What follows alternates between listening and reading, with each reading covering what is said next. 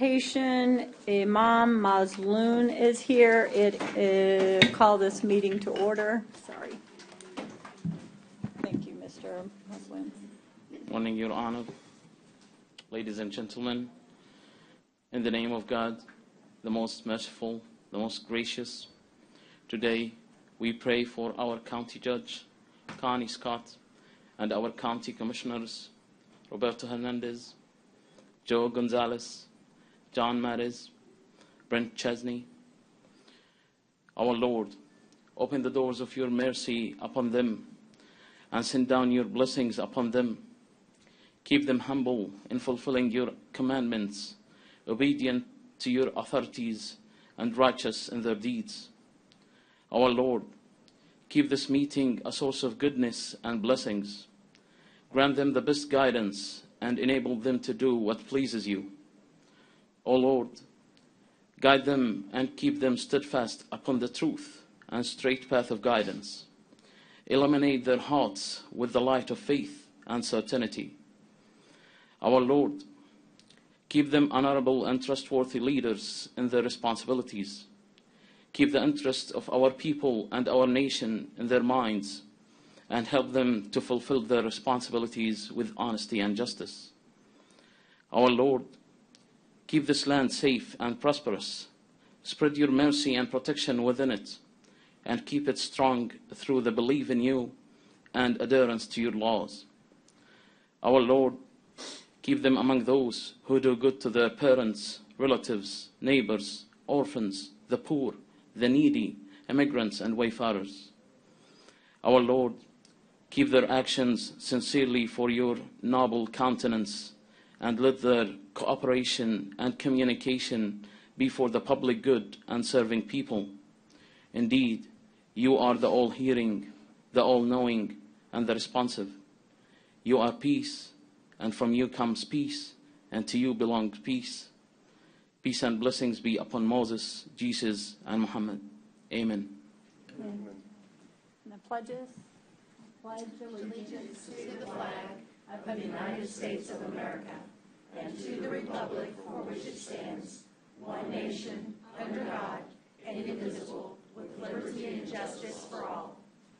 Honor the Texas flag. I pledge allegiance to thee, Texas, one state, under God, one and indivisible. Thank you. You may be seated.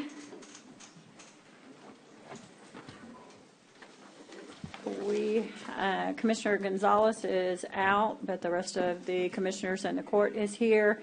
It is 9:08 on Wednesday, May 24th at the Nueces County Courthouse.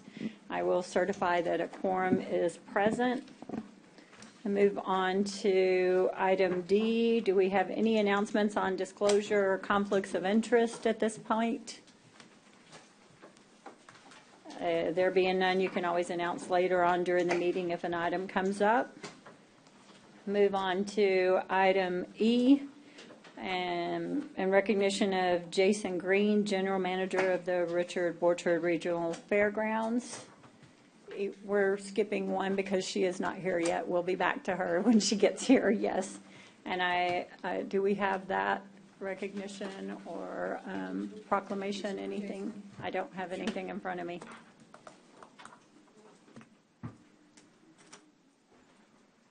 We simply wanted to take this time, Jason, we are so appreciative of the work you have done throughout the years over there at the Borchard Fairgrounds. This court is going to miss you deeply. We do appreciate what you have put in place, and we know that good things are going to continue to happen out there, but we thank you for your years of service out there. We thank you for your cooperation with this court, your communication back and forth with us, and are very sad to see you leave. But if you would like to say some things, or if any of the other commissioners would like to comment, I know Commissioner Matos wants to say a few words. Thank you, Judge. Jason, you will be missed. You are a true advocate for the fairgrounds, for Nueces County, for the Robstown community, and just for all attractions that you can bring. I mean, you have brought some pretty amazing events. Hot air balloon, I think, of one more outstanding ones, all the different sporting events that you've brought, different names of acts of musicians and other entertainment, and the facilities have just been run always to the best. Whenever there's been an issue, I've always gone to you, and you've always gotten it resolved. And I know that this is a tricky business to be in because it's a public facility that you have to run.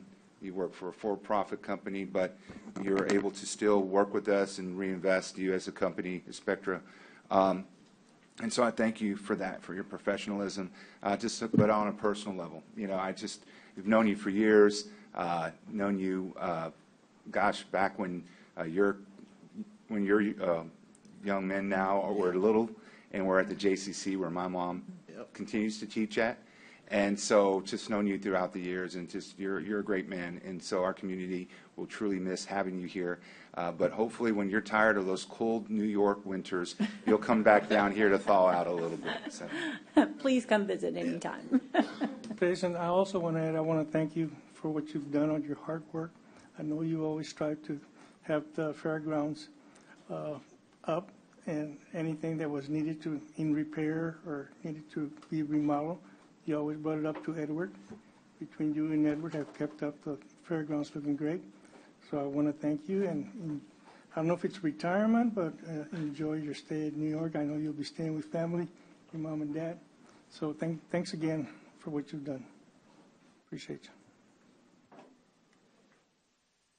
Yeah, thank you very much. It's really an honor to be here. It's very sad to leave, but I'm going back to my hometown, and actually my parents are here in the audience, and my brother. They're down because in 2 days my youngest son graduates high school at the School of Science and Technology. So luckily maybe we'll make the trip down here and moving back home for family reasons and other family members as well back there. So it's sad, but it's happy at the same time. So kind of a lot of mixed emotions. You know, it's tough, you know, but I have a great team that I've always worked with at the fairgrounds. So I got a great team of people. You're in really good hands. And thank you all, too, for everything. Over the years, worked with a few different administrations, and they've all been wonderful. So thank you so much for all the kind words. And it's been an absolute pleasure. I love the fairgrounds. A lot of people have said it's a special, magical place. And I was thinking this morning, since I've been there, we've had well over 2,000 events and over 2 million people visit the fairgrounds in my tenure there. So that's big numbers. And you know, very proud of what we do, but the fairgrounds and Nueces County definitely will be missed. But hopefully we'll be putting my kids and I, because this is home for them. They grew up here, so hopefully we'll make it back to visit. Absolutely, hopefully. So thank you. Thank you. Thank you, Jason. We appreciate all you've done for us. Thank you very much. Yeah, I think Edward wants to say something on his behalf real quick. He asked if he could speak. So, Judge, Commissioners, this man has been a partner. Mm-hmm. So through thick and thin, through hurricane, through freeze, this man was there with us. So you can't have anything better. We agree. We agree.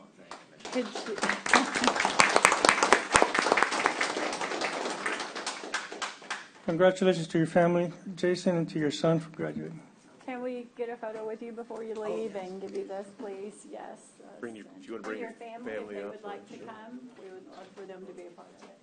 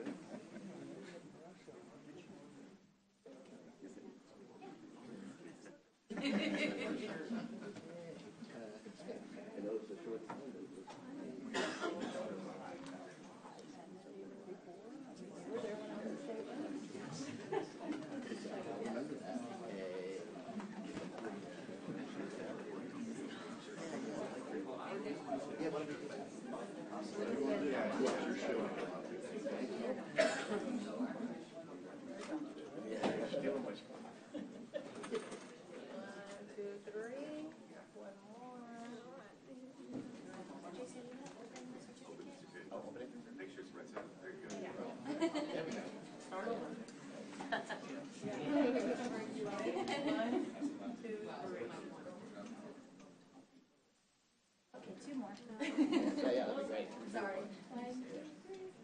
One day we'll get a group text. We'll get one in. Yes, ma'am. Thank you.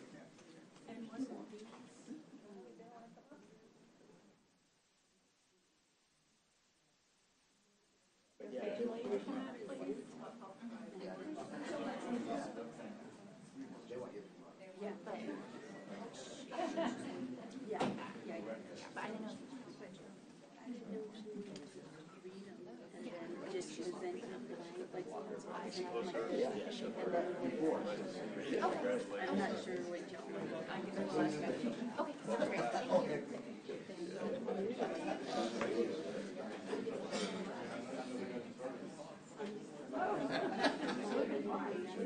And then we give it back, yeah, we give it back until we get signature, and then that's it.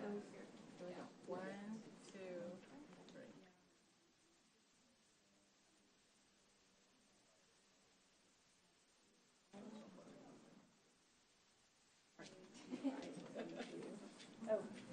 I'll send this to your phone.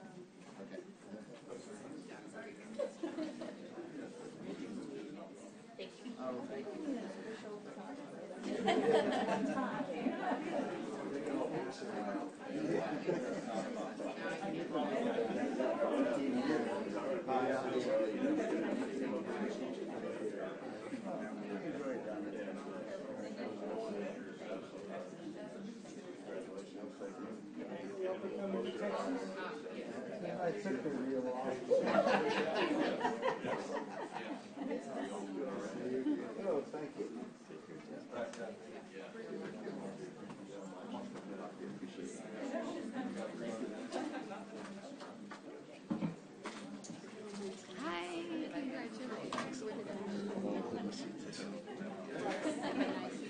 Awesome, really awesome. Is she here? She's not, so we'll move it. So I'll table it, or do we need to table it? Yeah? Okay. Thank you again. On item E1, Margaret Sires, she is not going to be able to be here today, so we're going to move that to the next meeting. A motion to table it to the June 7th, I think. Do I get a second? Second. I have a motion and a second. All those in favor say aye. Aye. Aye. Motion passes. On item F, adopt the resolutions in recognition of Port Aransas Tennis State Championship. And I believe you're going to read that for us. Yes, Thank you, ma'am. Sandra. Okay, Commissioners, Judge, Commissioners Court Resolution recognizing Port Aransas State Tennis Champion, whereas Ms. Carolina Williams won the Class 2A Regional for Girls Singles title in Corpus Christi in April. Williams won the finals easily, 6-1, 6-0, said Coach Demon. Williams won the state tournament held in San Antonio with a 2.5-hour match in the finals to take the first state tennis championship for Port Aransas High School since 2000 and the first girls single state championship since 1984. Whereas Williams had an undefeated tennis season, winning all 6 tournaments with a 22-0 record. The state title match was the last of her high school career. But tennis is not over for Williams. Williams will be attending the University of Texas in Tyler with a scholarship to continue her tennis career.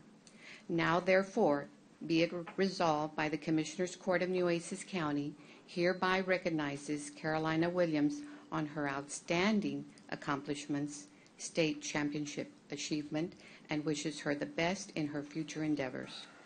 Duly adopted by vote of the Commissioners Court of Nueces County, Texas, on this 24th day of May, 2023. So moved, Judge. Second. I have a motion and a second. All those in favor say aye. Aye. Aye. Any opposed, same sign. Thank you very much, Sandra, for reading that, and congrats. I think Brent wants to talk about this. Thanks, Judge. I wanted her to come up and say a few words, too. We'll get some pictures, and what a great accomplishment. Yeah, let's give her a round of applause. That's amazing. You know, anytime you win a state championship in Texas at any level, it's an amazing accomplishment considering all the great athletes we have in Texas. I will always believe that Texas is the best athletic state in the union. It's pretty much the best state, period. But for athletics, I think it would be really hard to argue. So congratulations. This is an outstanding achievement. Way to cap off your year. It's kind of hard to believe we had 2 state tennis champions this year. I don't know that we've had any in a long, long time anywhere, and to have 2, and we're going to recognize him later too, but this is all about you, and we're really happy for you and your family, and it's great to see you're going on to play at the next level. That's a cool accomplishment.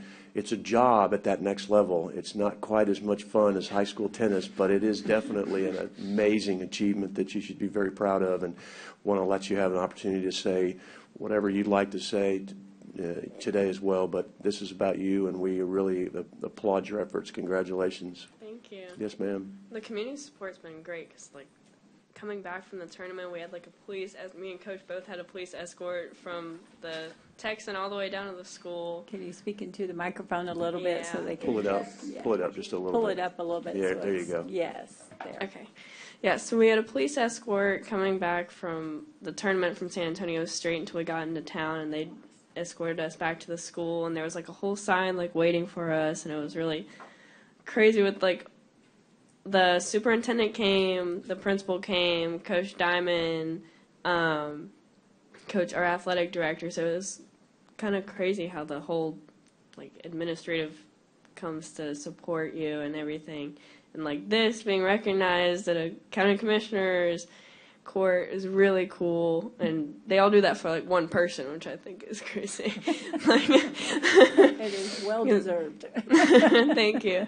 Yeah, I want to thank Coach Diamond because he's been there with me through the whole time, and he actually coached my mom too, and he's been in our family for a while, and I want to thank him especially for driving me all the way up there and all the way back, San Antonio, 2.5-hour drive. But I just want to thank everybody for welcoming me here and giving me all the support, and it's been a really fun ride. Excellent. And, you know, getting a police escort can be bad or good. This was a Yeah. good one, Yeah. right? Yeah, It's a good it was a police good escort, one. right? I've seen some police escorts you don't want to be a part of. So Yeah. that's very No, cool. it was a good one. That was a really good one. Well, congratulations. Thank super, you. Super happy and proud for you. Love to get a picture with photo you and your with family all and your of us. coach. Yes. But congratulations again. It's quite an honor. Thank you. Come down here.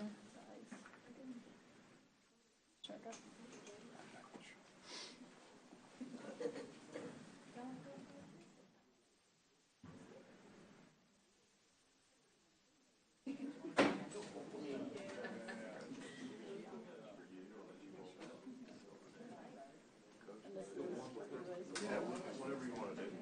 Sure.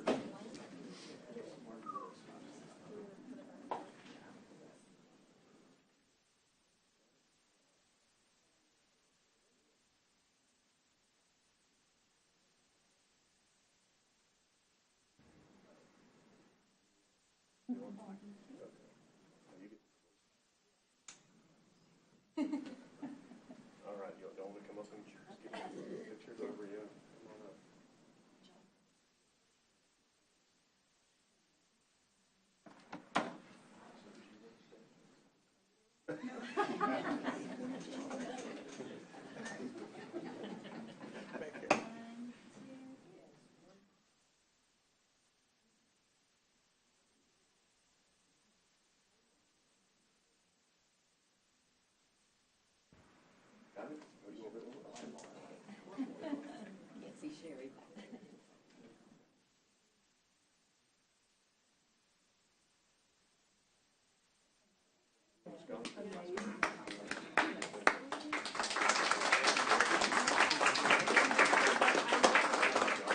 Congratulations.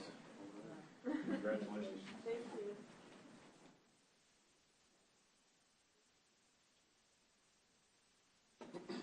Yeah.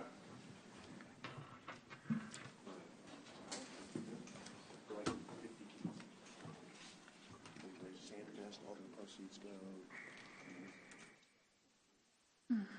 The next one, is it signed? Okay.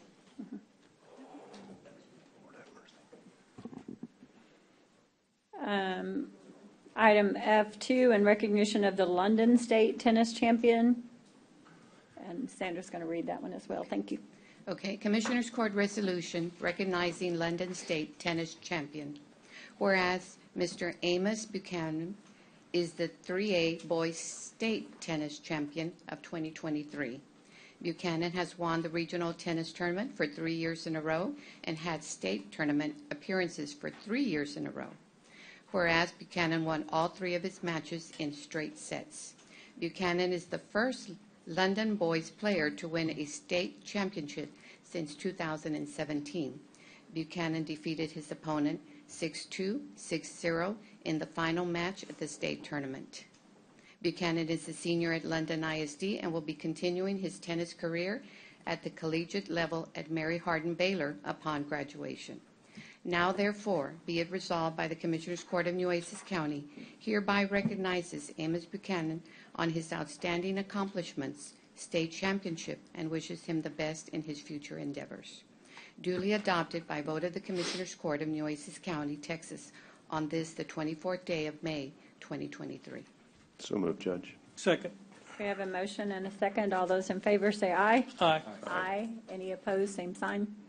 The motion passes. Is there anyone here from the London School? Did you say they No, weren't Judge, be we're going here? to try to get that to him somewhere before the end of the week, and we'll get that recognized. But again, a great accomplishment for Ames and his family. This was their 3rd year, I think, in the finals, or in the semis or in the finals, and was able to pull it out this year. And so that's a great achievement, just as it was for Ms. Williams. It is for the Buchanan family as well. State championship's pretty amazing. So I want to congratulate Ames and his family for their success as well. Yes, absolutely. Then moving on to item F3, in recognition of the week of May 21st being Search and Rescue Week. Okay.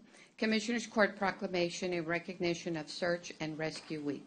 Whereas in 2022, there were 47,670 missing persons reports in Texas, with 12,842 of them being adults and 34,828 of those children. Whereas communities across Nueces County and the state of Texas are impacted by missing persons, loved ones, and deceased family members due to criminal activity, mental health problems, medical issues, or natural causes. And whereas search and rescue resources bring closure and aid in the reunification of families, and whereas search and rescue professionals perform flood and swift water rescues and evacuations, technical rescues, locate missing children and endangered adults, and other meet their community emergency needs. And now, therefore, be it resolved that the Commissioners Court of Nueces County proclaim the week of May 21st as Search and Rescue Week, and offers its thanks to all of the first responders agencies and search and rescue agencies that support and work tirelessly on finding those who are lost and bringing closure to the families of the missing. So duly adopted by vote of the Commissioners Court of Nueces County, Texas, on this 24th day of May, 2023. So moved. Second. We have a motion and a second. All those in favor, please say aye. Aye. Aye. Any opposed, same sign. The motion passes. And I know we have some people here that wish to speak on this very important resolution. So, Mr. McComb, good to see you. Good to see you, Jessica. Yes. I'm here with Terry and Tim. My name is Jonathan McComb, and I'm part of the search and rescue group here at Texar. And as you know, this morning, 8 years ago, I was in a river having a good time with my family, and as 8 years tomorrow, I was in a hospital, busted up, and knowing that my family was lost. And so I had no clue who these guys were behind me, Texar, but I got to know them very well, and I jumped in when I was able to, about a year later, to volunteer to help other families that could go through and will go through tragedy as they did myself. And so we want to thank the Commissioners Court, all law enforcement, and all those volunteers that put service above self to go help families in need. And so that's what it's about this week across the counties in Texas, and just recognizing those that volunteer and give their time and efforts and energies to help those in need. So thank you all very much for that, and all law enforcement and other search and rescue guys. Thank y'all. Yes, absolutely.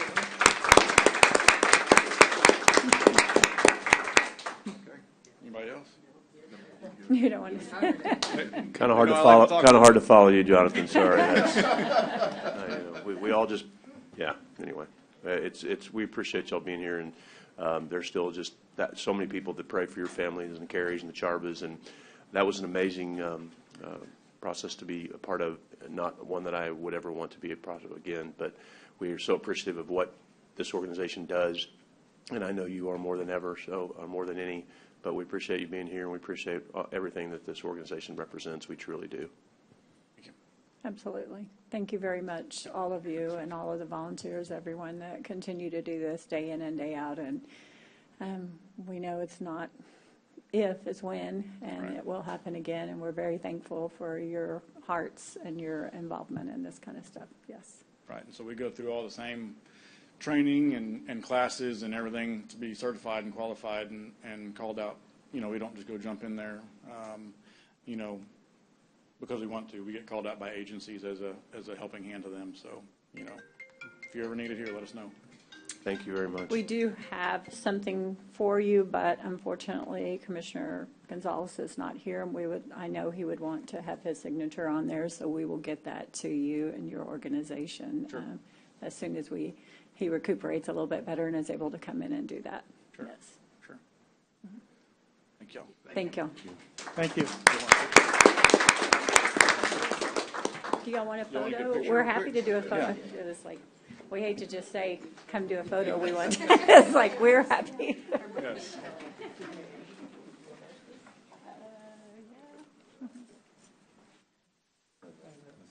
Moving so good, we can get you up and down now. That knee's better, right?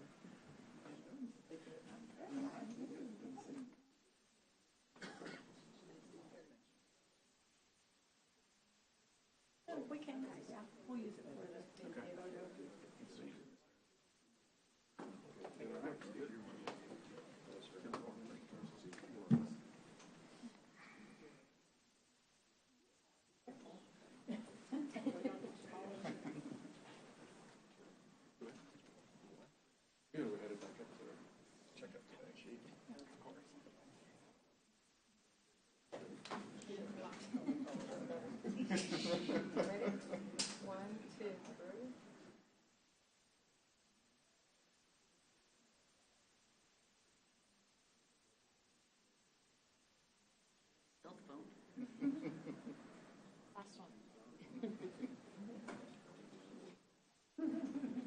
Thank you all very much. I will. Thank you all. Very much.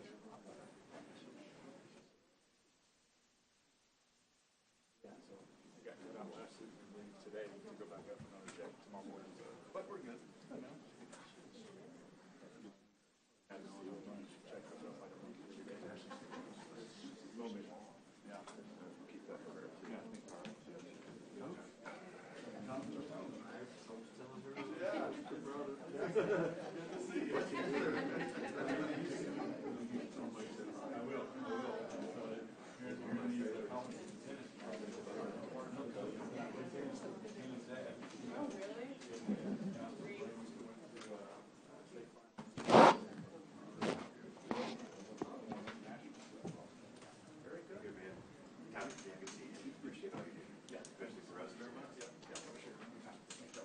Moving on, item F4, in recognition of National Stop the Bleed Day, May 25th, 2023. Commissioners Court Resolution in recognition of National Stop the Bleed Day, May 25, 2023. Whereas when a person is losing blood, every minute counts, and the Stop the Bleed campaign is working to inform the general public about vital measures to aid trauma victims.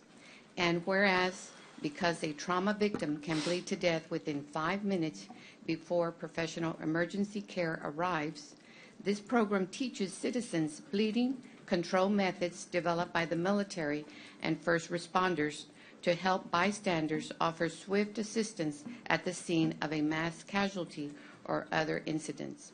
And whereas bleedingcontrol.org, an initiative of the American College of Surgeons and the Hartford Consensus, along with private and nonprofit partners, can help prepare citizens in the event that they are witnesses to one of these unspeakable events. And whereas the Coastal Bend Regional Advisory Council is partnered with bleedingcontrol.org to teach the Stop the Bleed training to the citizens of Nueces County, offering free training to members of the public. And now therefore be it resolved that the Commissioners Court of Nueces County hereby recognizes Stop the Bleed Day on May 25, 2023 in Nueces County, and encourages the citizens of Nueces County to get trained, be ready, and be empowered to save lives in situations when time is of the absolute essence. So duly adopted by vote of the Commissioners Court of Nueces County, Texas, on this 24th day of May, 2023. Thank you, Senator. So move. We have a motion and a second. All those in favor say aye. Aye. Aye. Any opposed, same sign. Excuse me. The motion passes, and this is such an important, I know with our new CPR training that they are even training for that downstairs with our classes that we've been doing. You never know till you need it, but it is a great training that is required in everything that you guys do. So we have some people here that would like to speak, so that's okay. Karen Beard with Driscoll Children's Hospital, but also I'm on the board with the Coastal Bend Regional Advisory Council. And we are happy to bring this program to the region. As she said in the proclamation, a first responder cannot enter a building until the law enforcement say it's safe. And this allows regular, non-medical people to help literally save a life. So this is a wonderful training. We have a doctor here to also speak to it. I'm not going to reiterate everything, but I'm Dr. John Adamski. I'm actually from New York, where he was from. Okay. Came here about a year and a half ago to rebuild the shoreline program. And like Jonathan, I actually was a patient before I was a surgeon. And the thing that is important is you can have the best trauma center, and we have two in town and one within 90 minutes. You can have the fastest surgeons. Unfortunately, you do bleed out in less than 5 minutes. The military, thankfully, have partnered, and we've learned since 2012 that bleeding control saves lives. Problem is if nobody's there to deliver that care, patients still die. And now what we've learned is it's helped, not only in shootings as close to home as 90 miles away. So the fact that the court recognizes this today is important, not just for my profession, but actually for our community. Really, the citizens here have a bigger part in the care of their community than they actually know. So the more publicity and the more that we can bring to this, I think the better we are as a whole. Absolutely. At our recent hurricane conference, they had the Stop the Bleed training, and I took that and got the certificate. So I'm very proud of the opportunities that we're giving everyday citizens such as myself if something were to happen anywhere you are. Just as a side that's note, a great thing to know. We as a local Nueces County have taught more courses than the majority of counties in the state of Texas. Oh, wow, that is good to know. We're very happy about that.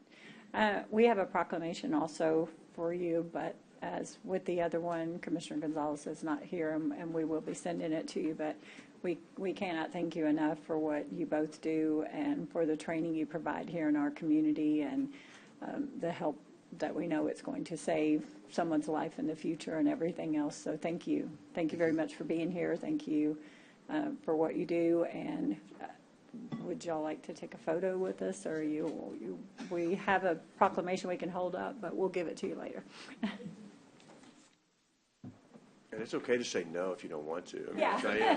it's like kind of pressure. If you want to do this, no. I know, we asked people when they wanted to, so I didn't know. It's kind of like, Take a picture with you. Thank you for being here. Love the jacket and the purple.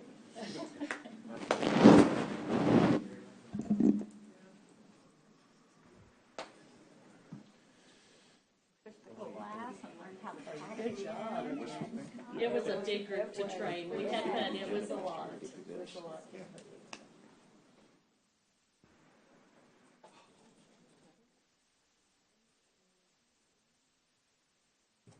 That's all I can Stand by. I had to move over. Tragic. No, you're good. You're good. I found a slot.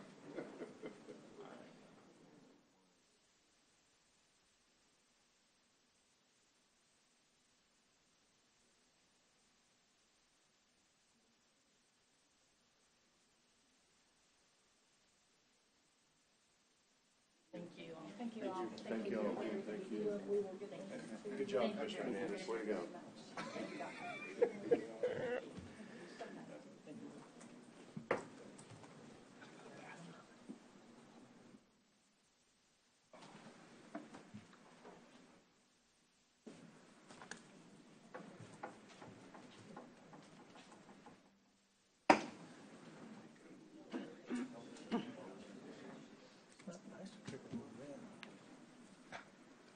And then item F5, in recognition of Disabled American Veterans Memorial Day, May 29th, 2023. Commissioners Court Proclamation in recognition of Disabled American Veterans Memorial Day 2023. Whereas on this Memorial Day, we remember those who gave life and limb in the World Wars, Korea, Vietnam, the Persian Gulf, and the many military conflicts that engaged our troops and naval forces during these past decades. And whereas we remember those who defended this great land of ours, those who lived through the horror of war, those who came back sick and injured, and those who took their last breath in battle. And whereas our disabled American veterans surely gave up the ease and security of civilian life, leaving farm and factory, home and classroom to defend the United States freedoms we enjoy every day. And whereas on this Memorial Day, we remember and honor all our veterans. And we especially recognize those giving limb and injury as a sacrifice of our freedom. Now, therefore, be it resolved by the Commissioners Court of Nueces County that on this Memorial Day, May 29, 2023, the Court honors our disabled American veterans and urges all citizens of Nueces County to offer gratitude for the many sacrifices our veterans for the freedom provided to every citizen of Nueces County. Now duly adopted by vote of the Commissioners Court of Nueces County, Texas, on this, the 24th day of May, 2023. Thank you. So moved. I have a motion and a second. All those in favor say aye. Aye. Aye. Any opposed, same sign. The motion passes, and we are eternally grateful for our veterans, and especially our disabled veterans and those who gave the ultimate sacrifice. As a wife of a Vietnam veteran, I'm very thankful that ours turned out differently, but we are so appreciative of the service of our military men and women who take this risk every day. Yes. Thank you, Judge. Good morning, Judge and Commissioners. On behalf of the veterans of our community, we thank you for taking the time to honor and remember all veterans who have sacrificed their lives in service to our great country. When the proclamation becomes available, I'll make sure that the disabled American veterans receive it in honor of Memorial Day. So thank you. Thank you. Yes, Thank you.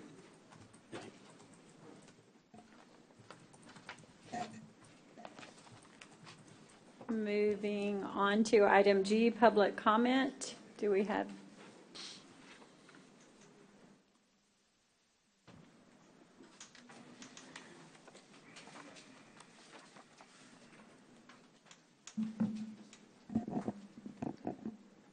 First up is Sue Morrison.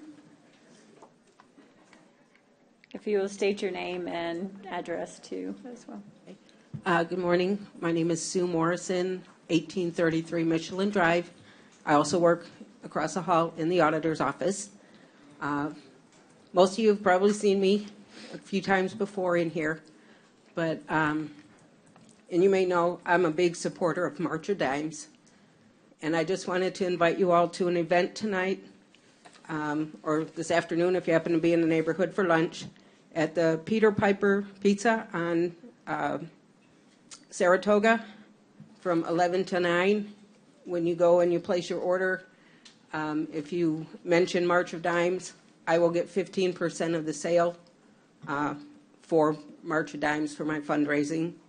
And March of Dimes does a lot, both for before pregnancy, during pregnancy, and helping moms and families after babies are born.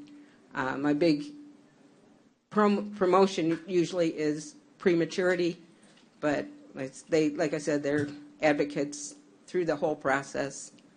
And like I said, I just want to invite each of you to come join us tonight. I'm going to show up there about 6 o'clock, but like I said, it's happening from 11 till 9, and you just mentioned March of Dimes at the register when you place your order. Thank you, Sue.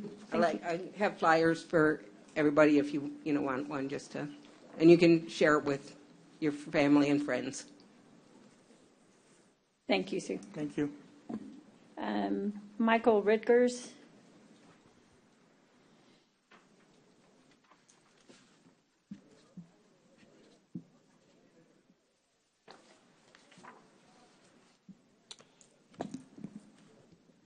Good morning. If you'll state your name and address, please. Yes, my name is Michael Ritgers. I live at 5918 South Oso Parkway here in Corpus Christi. I'm a citizen of Nueces County, and it has come to my attention that this court is considering the approval of a certificate of obligation proposed by the Nueces County Hospital District. Certificates of Obligation Act of 1971 was never intended to be an unlimited credit card for counties to finance anything that they wanted to do without voter approval. The act was designed to give counties some flexibility to finance emergency repairs and such to infrastructure and public utilities, and to make repairs caused by calamities such as a major storm. They were not designed to fund the building of a $45 million project within the Nueces County Hospital District without voter approval. COs are for items that cannot wait for an election to seek voter approval. A $45 million hospital project can wait for voters to decide on it. $45 million, when you tack on 4.58% interest for 40 years, becomes over $85 million. There's absolutely no excuse for heaping debt onto the backs of taxpayers for a project that they didn't get a vote on.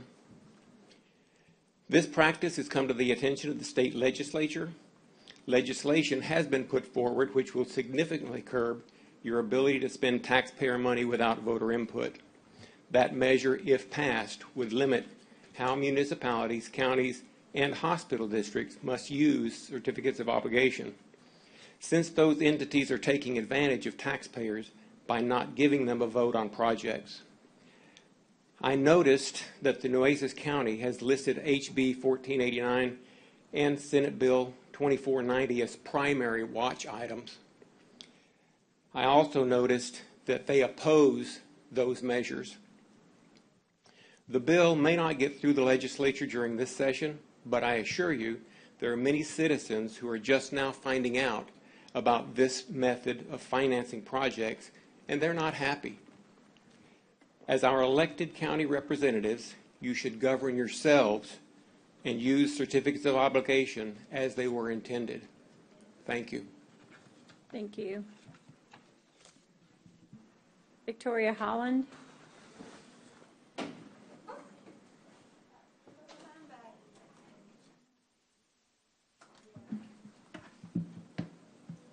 Hello, my name is Victoria Holland. I live at 235 Ohio Avenue, and I'm here to speak to item 5A, the attorney fee proposal for District Attorney Mark Gonzalez's defense. Thank you all for having me here today. I want to first come out and remind everyone that in this case, the fiduciary responsibility of this court is to the people of Nueces County and not to any one particular individual. I also want to put out the great concern that while I did look, I did not see any background included in the actual proposal, the actual amounts requested. So this may be moot. If I'm saying something and it's already addressed within the proposal, forgive me. My concern is simply this. Any lawyer put up for the defense of Mark Gonzalez did so, I assume, under the understanding that he would be acting in the capacity of a public defender. As a public defender, we have to use public funds very wisely, and to the extent that we need to also not favor one side over the other, if I understand it correctly, in this particular case of litigation. Therefore, it is my strong encouragement that when you look at this proposal, you make sure that the hourly rate matches that of County Attorney Jenny Dorsey in her efforts in prosecution. To go over that rate of her particular hourly rate that she would spend on this project would be to unfairly commit county funds and support to one side over the other, sabotaging the prosecution at the expense of the county taxpayer. Now, understandably, I assume that Matt Manning, in his capacity, understands that he is acting as a public defender and has no intention to defraud the citizens of this county of funds that could be better spent elsewhere. So, and without seeing his proposal, I'm not saying that he is, you know, charging exorbitant fees or anything like that. I just want to put it to you, the commissioners, that you keep in mind the fiduciary responsibility you have to the people, and also to make sure, as many people have said before, that fair is fair, and one side isn't sabotaged over the other with an influx of cash. Thank you all for your time. Thank you, Victoria. Is there anyone else who wishes to speak on public comment? Yes, sir. How are you? Doing good. How are y'all doing today? If you would state your name and address, we'll add Dustin. Dustin. Already yet? Oh. Dustin Cronin, 5026 Yorktown Boulevard. Good afternoon, or good morning, actually, Judge Scott and commissioners. Today I'm here to talk about the progress of the autism awareness for autistic individuals. I do have an upcoming meeting with the Bishop Police Department, or presentation, I should say, and I also got one on June the 19th over at the DA's office in front of the narcotics people. And then I'll be speaking at the Board of Judges on the 19th. So I do want to say we are making a lot of progress than I have expected in the county. When I first started doing this advocacy, and especially even with my YouTube channel, I'm already up to like 41 subscribers and 1,044 views, 1,144 views. And it was kind of unexpected. I was kind of hoping, since making my YouTube channel in November, I was expecting about maybe 10 subscribers. Now I'm up to 41. And I do want to thank all you commissioners and judge for helping make this, even though there will still be more work to be done. But we are moving. We are making some good progress. And thank you all so much. Thank you very much, Dustin. Thank you, sir. Is there anyone else that wishes to speak on public comment? Thank you. Then, moving along, we will move to item H, board appointments. H1, the South Texas Water Authority. And I know this looks old, sorry, but I think it got pushed one time and we overlooked it a couple of meetings, but we did have two people have letters of intent that are already board members that requested to continue. That it came up in March, and we haven't done this before now. There are two individuals that did submit their letters, and they are up for reappointment. There's no other applicants, correct? No other I move applicants. reappointment, Judge. Second. We have a motion to reappoint the two individuals, and we have a second. Any other discussion? Judge, just for the record, I'll be abstaining on this. Yes. I've already announced previously in previous Your meetings my influence. disclosure of conflict on this item. Yes. All those in favor then say aye. Aye. Any opposed, same sign. The motion passes. Thank you very much. Moving on to item 2, consent agenda. Are there any items that any commissioner wishes to pull? Yes, Judge. Yes. I'd like to pull up item E. Item E.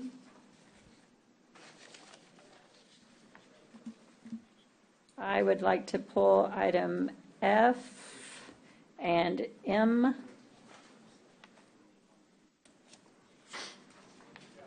Judge, I would make a motion to accept the following items in the consent agenda other than E, F, and M. We have a motion and a second. All those in favor, say aye. Aye. Aye. Any opposed, same sign. The motion passes. Commissioner, moving to item E, authorized payment of bills. Your, I think, I think Juan Pimentel is going to address that.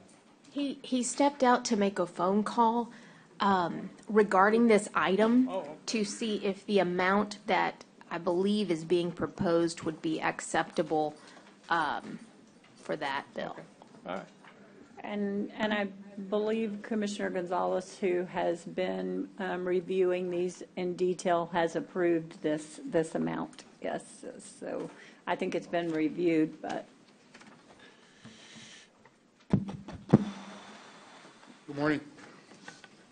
Good morning. Sorry. Good morning. Yes, go ahead. Good morning, Judge. Yes. Judge and Commissioners, right now there's some outstanding invoices from LAN.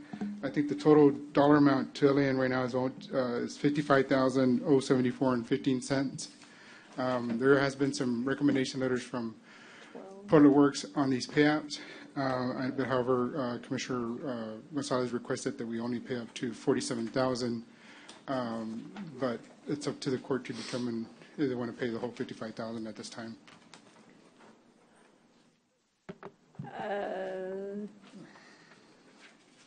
What's the purpose of Commissioner Gonzalez wanted? He had just talked to me at this time or earlier today, saying that he just wanted to pay up to $47,000. Have you discussed this with LAN? I did discuss it. As a matter of fact, yes, they want to get paid in full. Oh my goodness. So Commissioner Gonzalez has approved these. I was under the assumption he approved this amount payment before, but now you're saying that he's only approving up to $45,000 of this? $47,000. $47,000, sorry. Yes, ma'am. And if you look at the invoices, it's going to be, the last two invoices would probably be the ones that would still be outstanding. So the total amount would be $47,020.52. And how much is outstanding? About 6,000, Commissioner, or 6 to 7,000. 60 something? No, 67,000. Sorry about that, Commissioner. So 45,000 is approved and 67,000 is? No. 47 is approved, 6 to 7,000. 6 to 7, sorry. Yes, sir. Okay. Sorry about that. So then, if it's okay, I would make a motion to pay the undisputed amount, which totals how much, Juan? It's $47,020.52. And I can read out the invoices, Commissioner, if you want, or just? I mean. Okay. We probably need them in the record, what invoices are. Yes, please. Yes. Sorry about that. It's work authorization number 3, invoice 055. Work authorization number 1, I'm sorry, work authorization number 3, 51. Work authorization number 3, 052R. Work authorization number 3, 53R, and then work authorization number 3, 54, and then work authorization number 1, 58. Then my motion would be to pay the undisputed amounts as articulated by the County Public Works Director on the record. For the total amount of $47,020.02, did you say? I'm sorry. It's $47,020.52. 52 cents, yes. Second. So. Number 2. That was 15,000?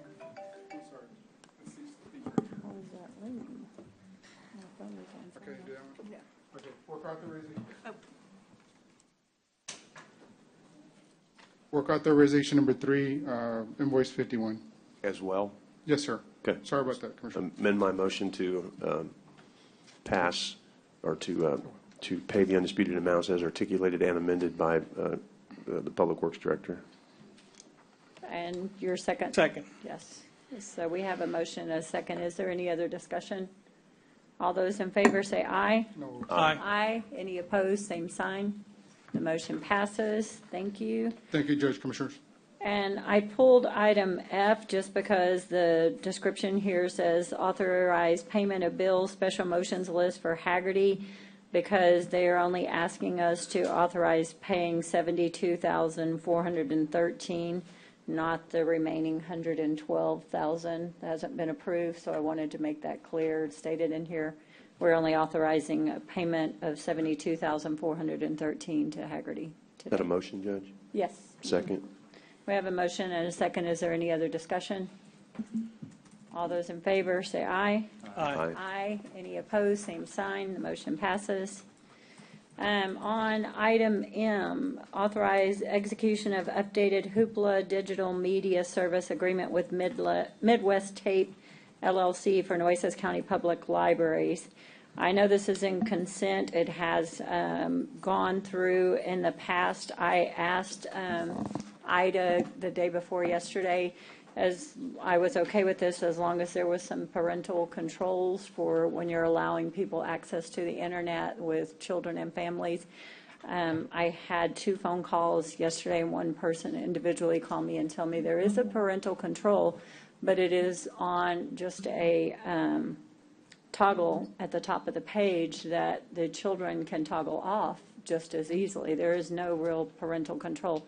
I wouldn't mind passing this with the wording in there that there will be some type of parental when you're a public library and you have multi-uses from small ages to larger and having grandchildren and children of my own.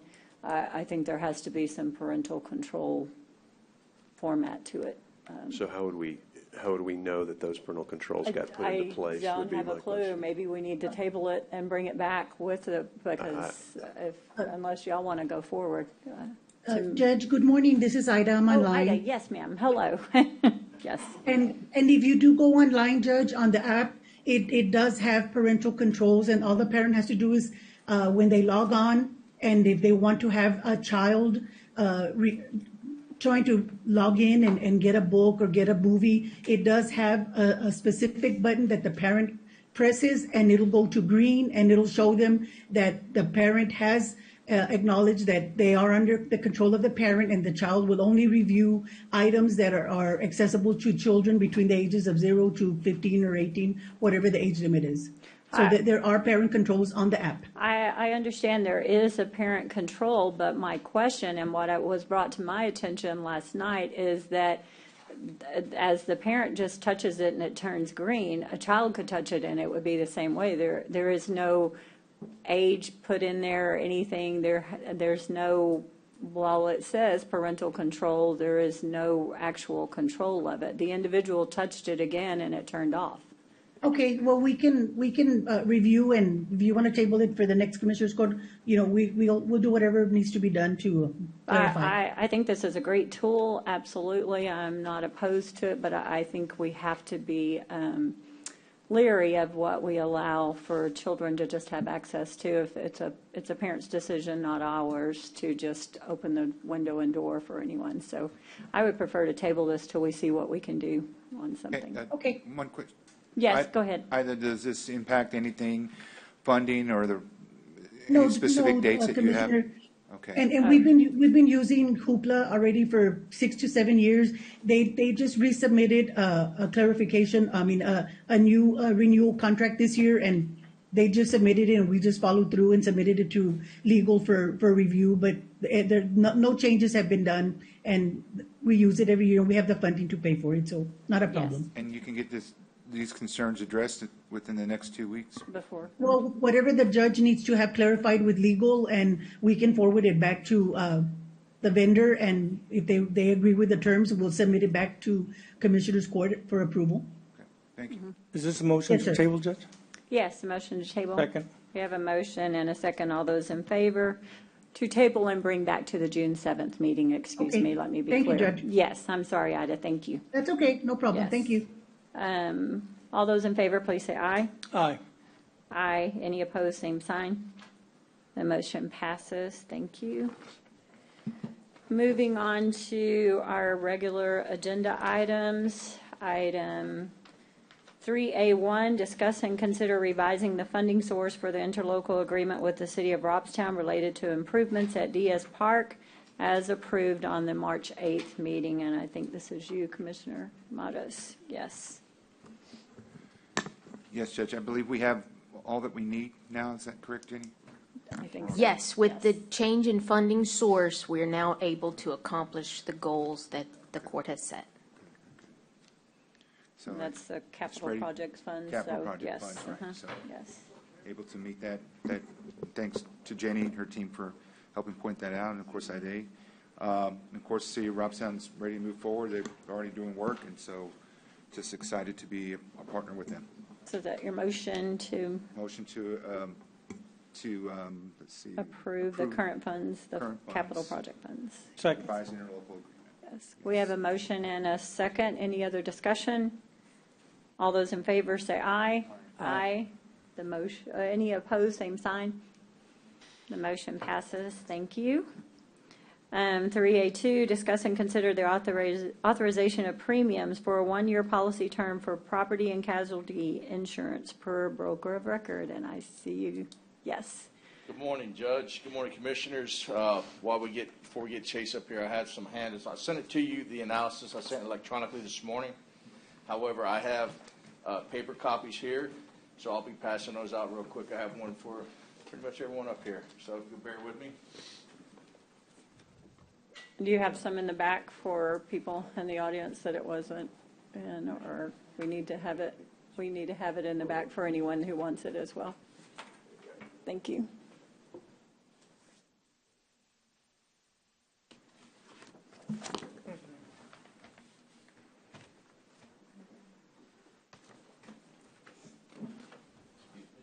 I'll go get those copies.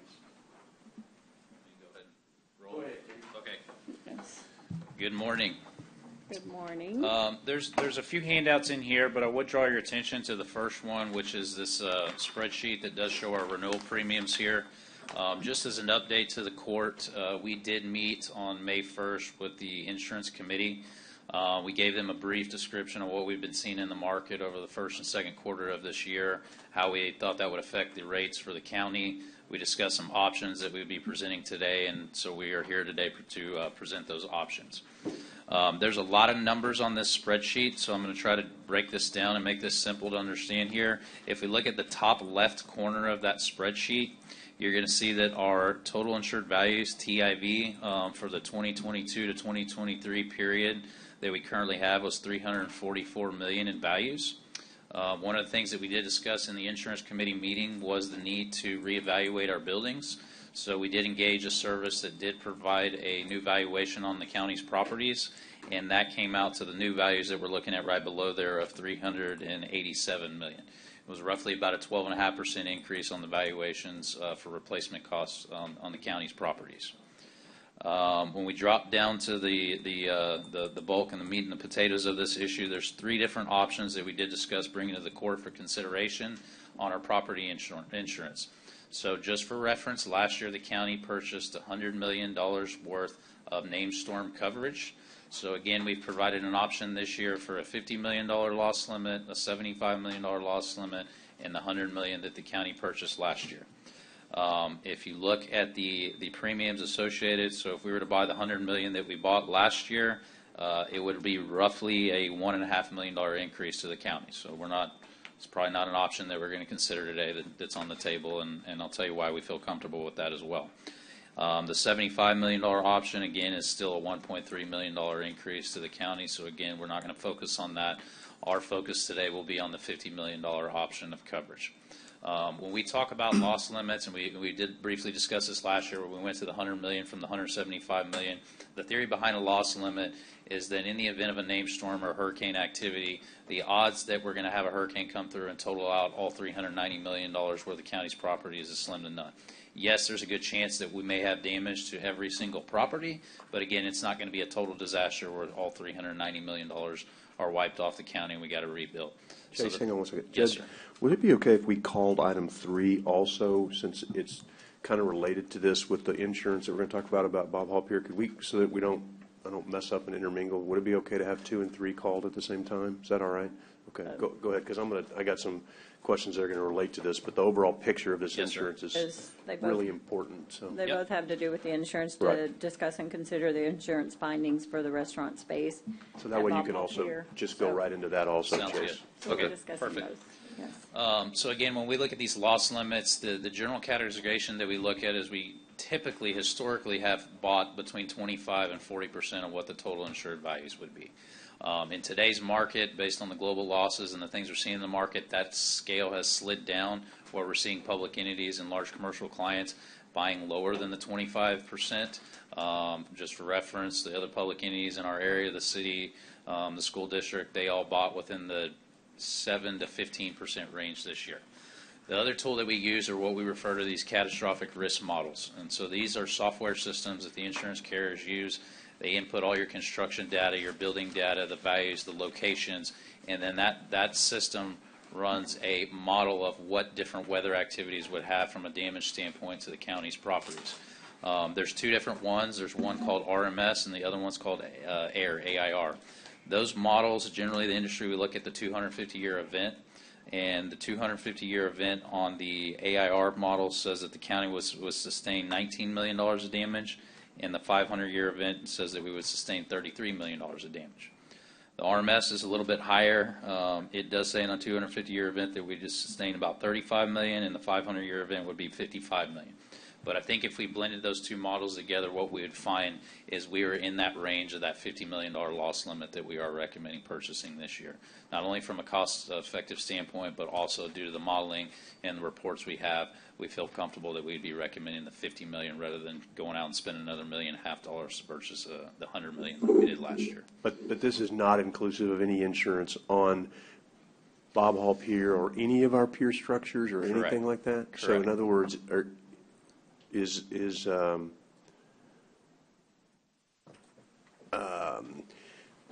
right now we have some.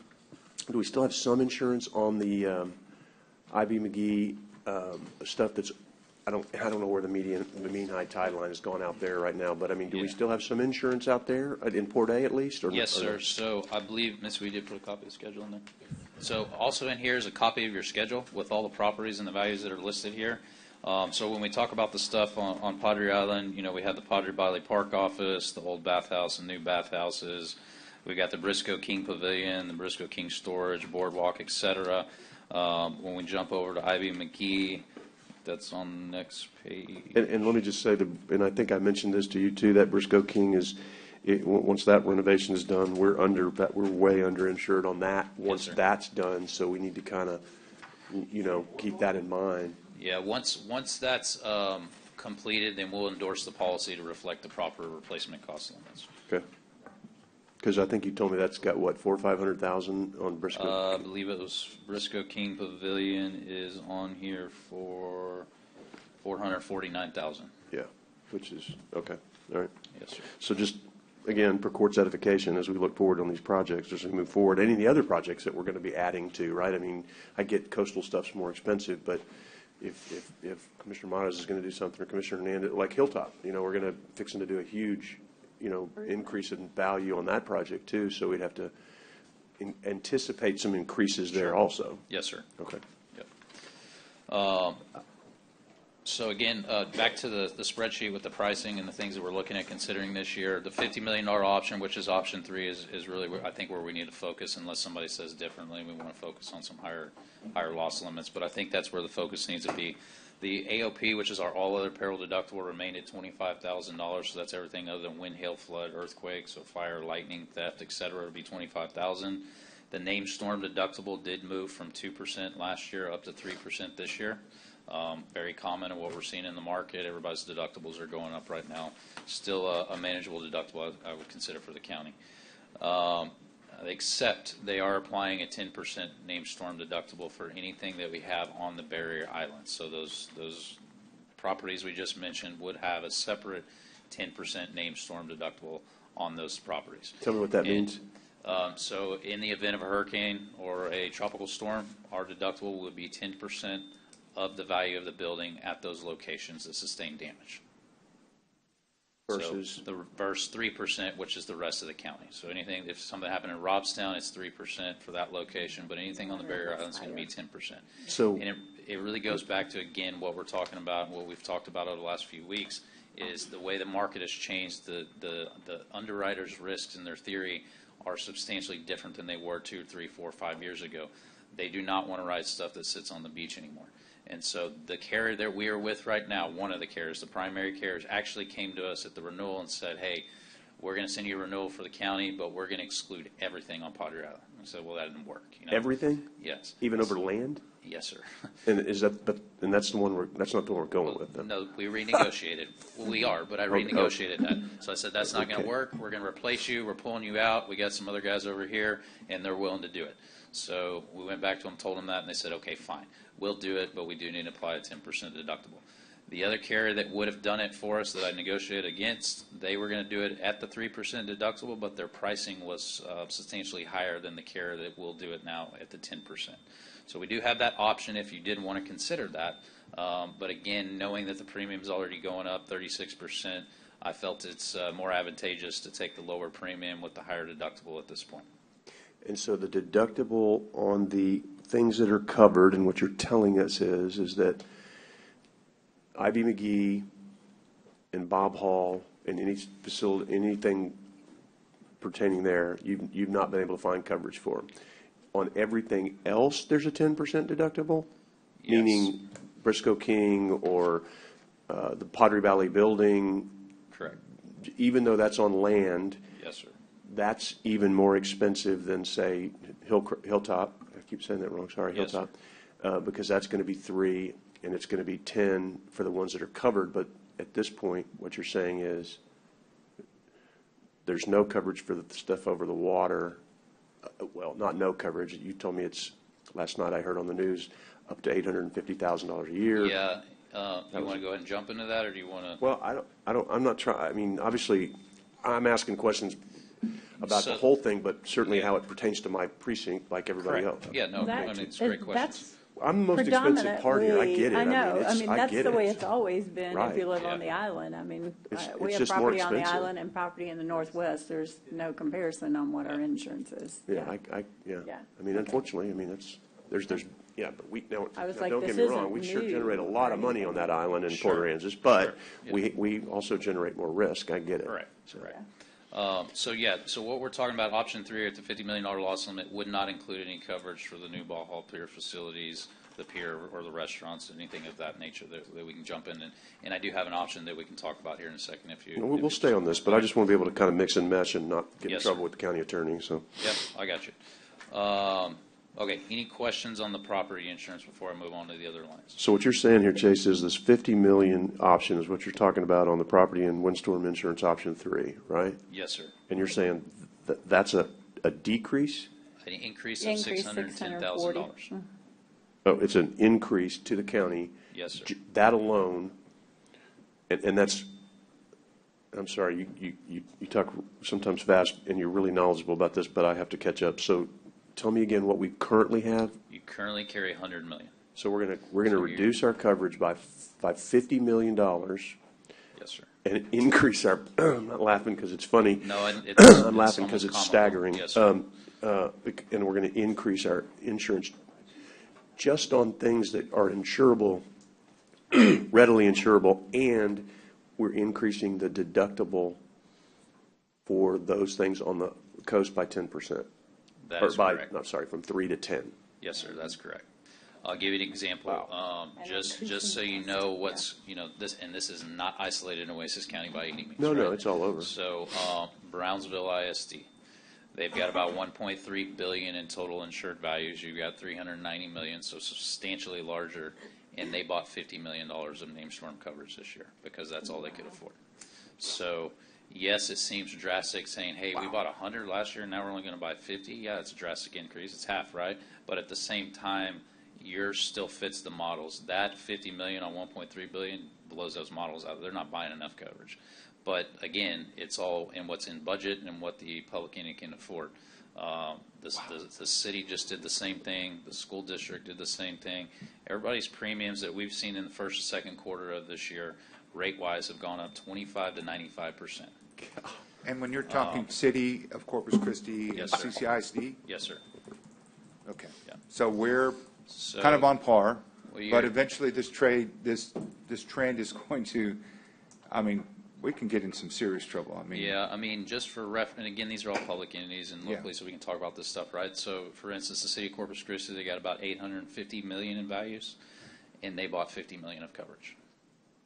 So you are at 390, and you're considering buying 50 million. So, CCISD, can't even remember there, but that's a $1.8 billion schedule, and I think they purchased 100 million of coverage. Okay. And they had 200 or 400 million the year before. So the market is a disaster. If you can't already figure that out by what we're talking about, it's a complete disaster.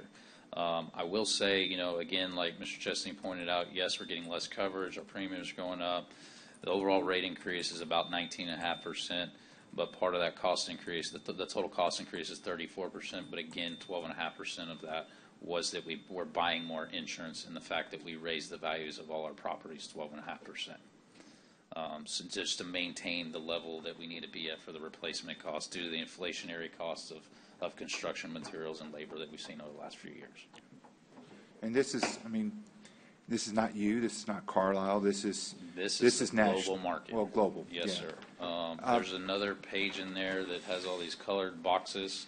So that's actually how we build out your placement for that 50 million. So if you'll see, I think there's 13 or 14 different insurance companies on there. Last year we had 17 to buy 100.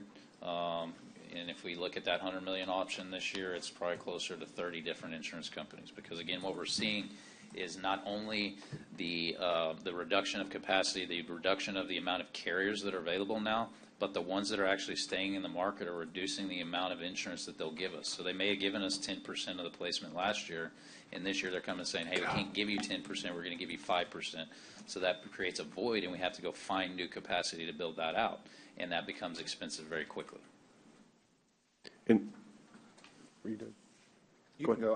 I'm going to jump back into No, some go other ahead. questions. Go ahead. Sorry.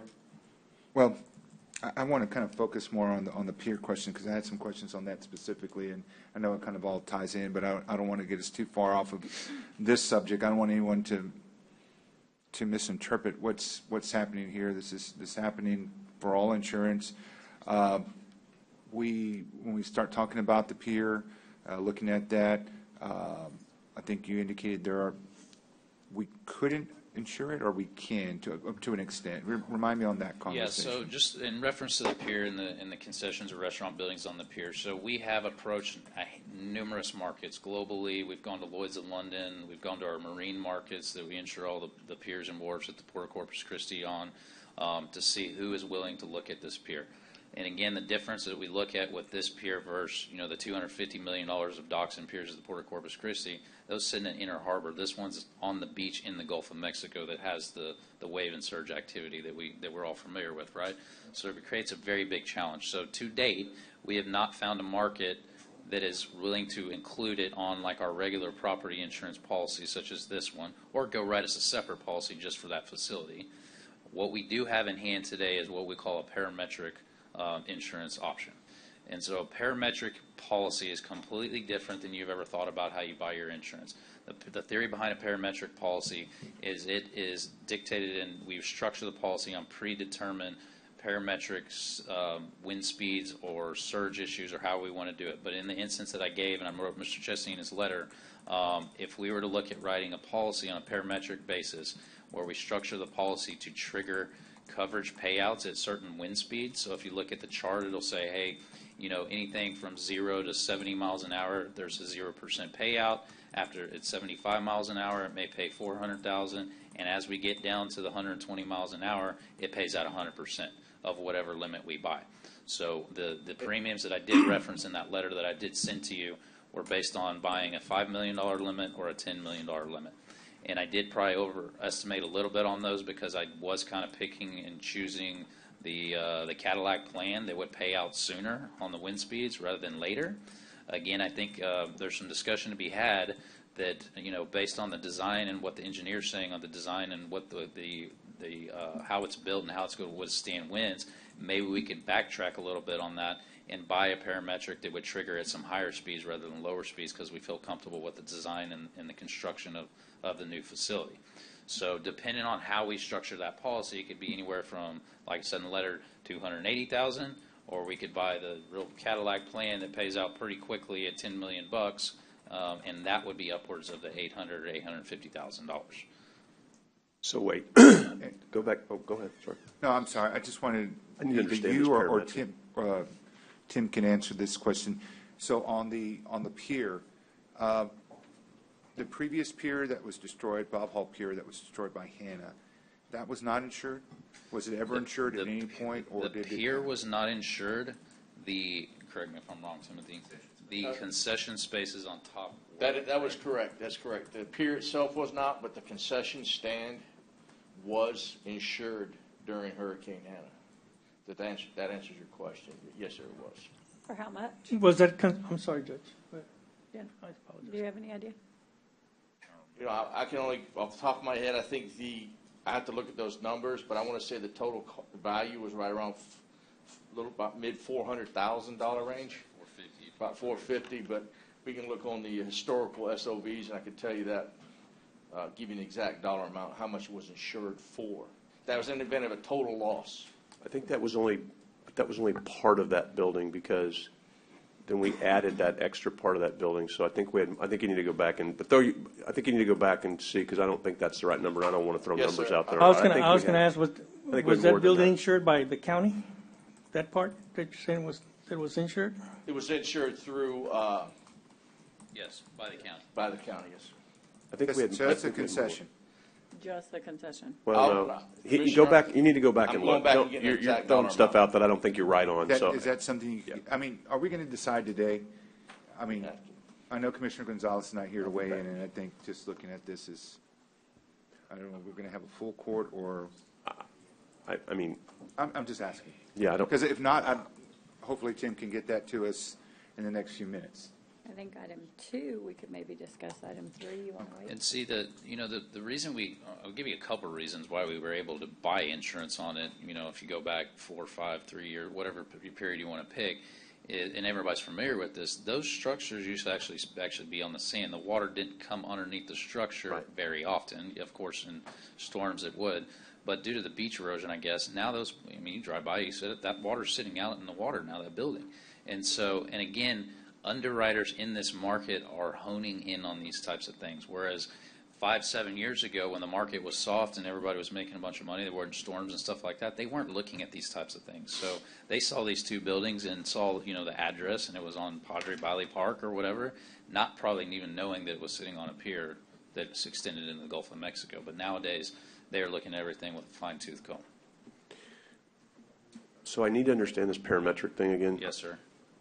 So what you're saying is, if the payout is between 0 and 70 miles an hour, that's going to be more the Cadillac, right? Because the 120 doesn't get, knock on wood, we don't get the 120 as easily. The 70 comes around pretty quick. So you're saying there's a way to do it to where if you say 0 to 150 miles an hour, let's say, because that's a Cat 5 probably, right? 150, I think is, I don't know. I believe so, yeah. I think that's in the Cat 5 range. So let's say it's 0 to 150.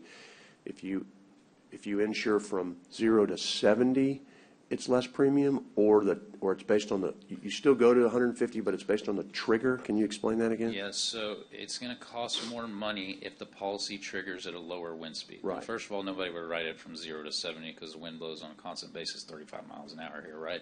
And there's no really questions asked. If that anemometer marks that it hit that speed and you go over the line and says the payout there is $450,000, whether you sustain damage or not, that policy is going to trigger that payout and pay it to the county. So, we couldn't find anybody right from 0 to 70, right? So it probably started at 70 mile an hour wind and go up to the 150 mile an hour wind or the 130, whatever we picked. And the way it's priced is depending on how much we want to pay out at the lower speeds versus the higher speeds is going to cost more. because the odds of us hitting a 70-mile-an-hour wind are higher than us hitting a 150-mile-an-hour wind, right? Right. So if we wanted to reduce the cost, we would structure it where it wouldn't have much payout at 70 miles an hour. 70 or less. 70 or less. Right. And then it would trickle down and pay out more as we got to those higher wind speeds, because the odds of hitting those higher wind speeds are less for the carrier to pay out, so the premium's less. And so do you have someone currently that's even willing to do this parametric Yes, sir. thing?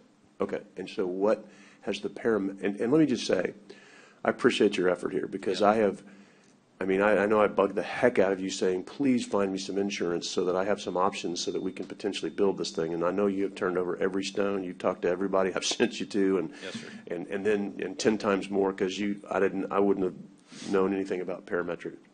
So I appreciate your efforts on this. And I also want to say too, and I say this every year for a reason, when the county switched to an insurance consultant, we pay Carlisle a fee to get us the best deal, and they're not getting any commissions off what they sell. And I think that's real important for the public to know, and that's why we made, as a court several years ago, I think a very prudent business decision to not pay commissions to people who bring us stuff, because could be, not saying there was, but there could be the likelihood of you want to sell more, you sell more. Whereas we pay you a fee, and you come up with the best deal, and you don't get any commissions off this, and that's important. Correct. So on this parametric stuff, and so thank you for at least giving the court an option to contemplate. And so, John, to me, it may be we need to hear what these numbers are and kind of digest, because it's going to be a heck of a challenging budget year, and I don't know how we vote on anything right now that's got substantial increases,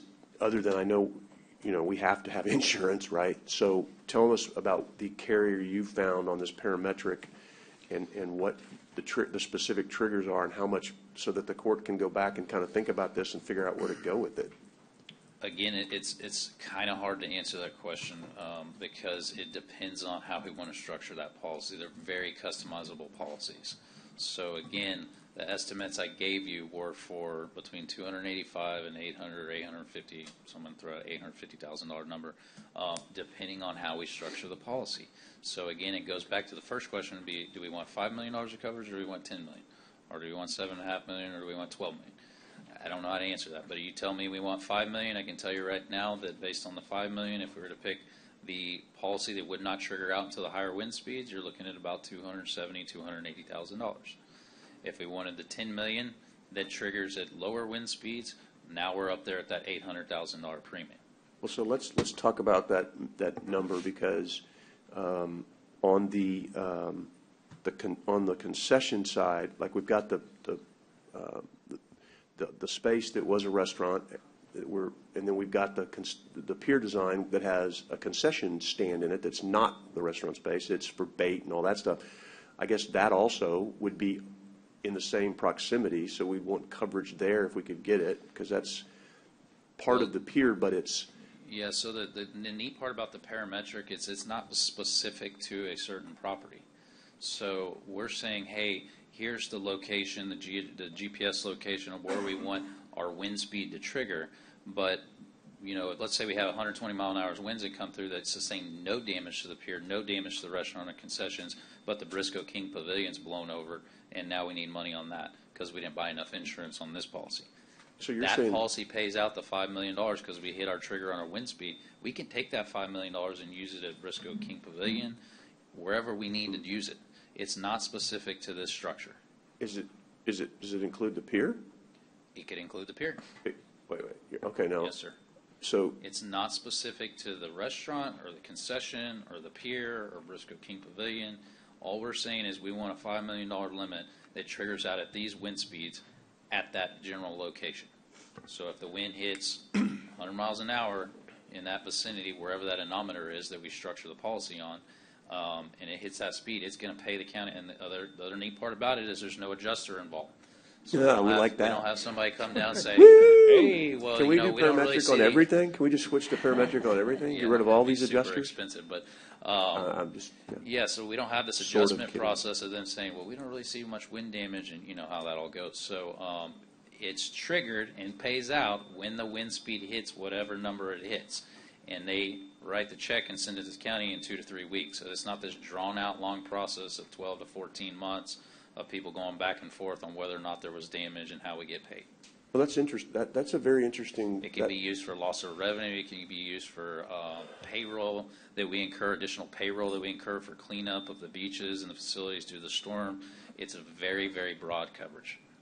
The county's not being told how to use the money. We can much. use it as we want. Yes, sir. As long as the wind now we speeds can't- hit. Now, you can't probably go buy new vehicles, just No, go no, get no, new no. vehicles. But yes, if we can justify, yes, if we needed this money, we paid $5 million for beach cleanup and additional payrolls, and we had damage to the boardwalk, and we had damage to the pier, and we spent the $5 million, no questions asked. Okay, that's actually, and again, and I'm really glad we delayed this because we didn't have this information 2 weeks ago. And I'm really glad that I continue to bug you on this because, and I know you would have found it anyway, but because I'm the first to tell you, I want to build this space, right? And so, but I also understand to put the court in a position to have no insurance on millions of dollars is a difficult position to be in. So the fact that this parametric might provide or would provide insurance on not only these buildings, but potentially other buildings that we have that we're going to be spending significant money on, i.e. the pier, Yes, sir. i.e. Briscoe King Pavilion, i.e. if the court... i.e. your 10% deductible that you now have on your policy, so we can fund that. Yeah, okay, see, look how little time sometimes, when you take the time to do things right, what you can actually find. Yes, Scott, I came in here discouraged. I'm coming out of here a little more Yeah, I encouraged. just thought of something. If you remember after Hurricane Harvey, where, I.B. McGee, we took a really big hit. We spent over $3 million just recovering the RV park because it was self-insured. Mm-hmm. Would this cover that? That's a no-brainer because we self-insure so much in the RV park with so much infrastructure and pad sites and pedestals and lift stations that we can. That's a hub of your operation. Your lift station goes down. You can't move any black or gray water from any of your facilities. So I just thought I'd throw that in there. So, Judge, what would be maybe prudent, and I'm on 3, would be, and Commissioner Mottes is right, we don't want to do this without the whole court here, but Commissioner Gonzalez isn't here. What we might be prudent is to, because this is really encouraging, but I think we need to see it's encouraging, but it's still costly as heck, right? Because Need to see if we have I the get funding it. for it. No, I too, get it. 'cause So we got I'm 610. told we don't. Yeah, no, we don't have it We're for the scrambling. 610,000. I get it, but we've got a $610,000 increase for the whole county that's coming that we don't have the money for. And I get this is more, but I think we have to. I would like to at least look at everything and put this into the budget process and really. What is the deadline for our insurance renewal? No. I I'm think saying we're talking about two separate things. So Yeah. we need to make a decision on the insurance I renewal get that. without considering the pier and the concession, all that today, for right, sure, right? I get But that. I think there's value in, if possible, not making a decision what you want to do on the pier today. If we can more formalize these parametric options and drill down to exactly what the county would want to see, and then bring it back to the court and say, okay, here's our plan, here's how much it's going to cost, and here's how we can get the coverage, and to not only fund maybe losses to that facility, but also maybe subsidize some of the other facilities around the county that have, you still got a 3% deductible in Robstown and everywhere else, and this could also help subsidize that deductible for the rest of the county's properties as well. Not maybe attributing the, whatever it is, $300,000 or $800,000 additional premium just to that project, because that policy is going to benefit the rest of the county's insurance as well and help supplement it. I was going to bring it to Tom Carlisle. Parametrics actually don't replace your insurance program. They enrich it. Right. And so it allows It's you like to... Aflac, right? It's like Kind of like Aflac. Yeah. Quack, quack. That's why I got up here the duck. So they're relatively new in the market. A lot of people haven't purchased them because we do so much property. We're proposing them. But the reason I got up here is if you buy a parametric, that's when you also re-look at what you're doing with all the other properties in relation to deductible, saving money there. Do you understand? Because you're buying another policy that could help you subsidize that. And I think that's what I'm saying is we've got to have that analysis to include in our budget we got to do this today, but for the other, because it is an enrichment. In other words, there are things that we're not covered in the rest of this county, and this is new to me. I'm just hearing about this, for the first time, so I got to understand it too. But this is like, this could end up saving us money. I know it could cost us money now, but if we do this right, and we do it, and what you're telling me is this could help us with funding deductibles, depending on the wind speed, right? I get it. No adjuster, depending on the wind speed, that this could help us in all parts of the county, not just on the coast, certainly more on the coast because of the 10% deductible and because we have higher risk stuff. But if there's a hurricane and it knocks down, something at Hilltop, or it knocks down something in Robstown, then this could, as long as the wind speed triggers it, then this could help in addition to what we've got covered. So, I mean, we're going way down on coverage here. We're going from 100 million as a county to 50 million. So we are reducing our coverage a lot. That's scary. At the same time, I get it because it's 610,000 more for $50 million less coverage.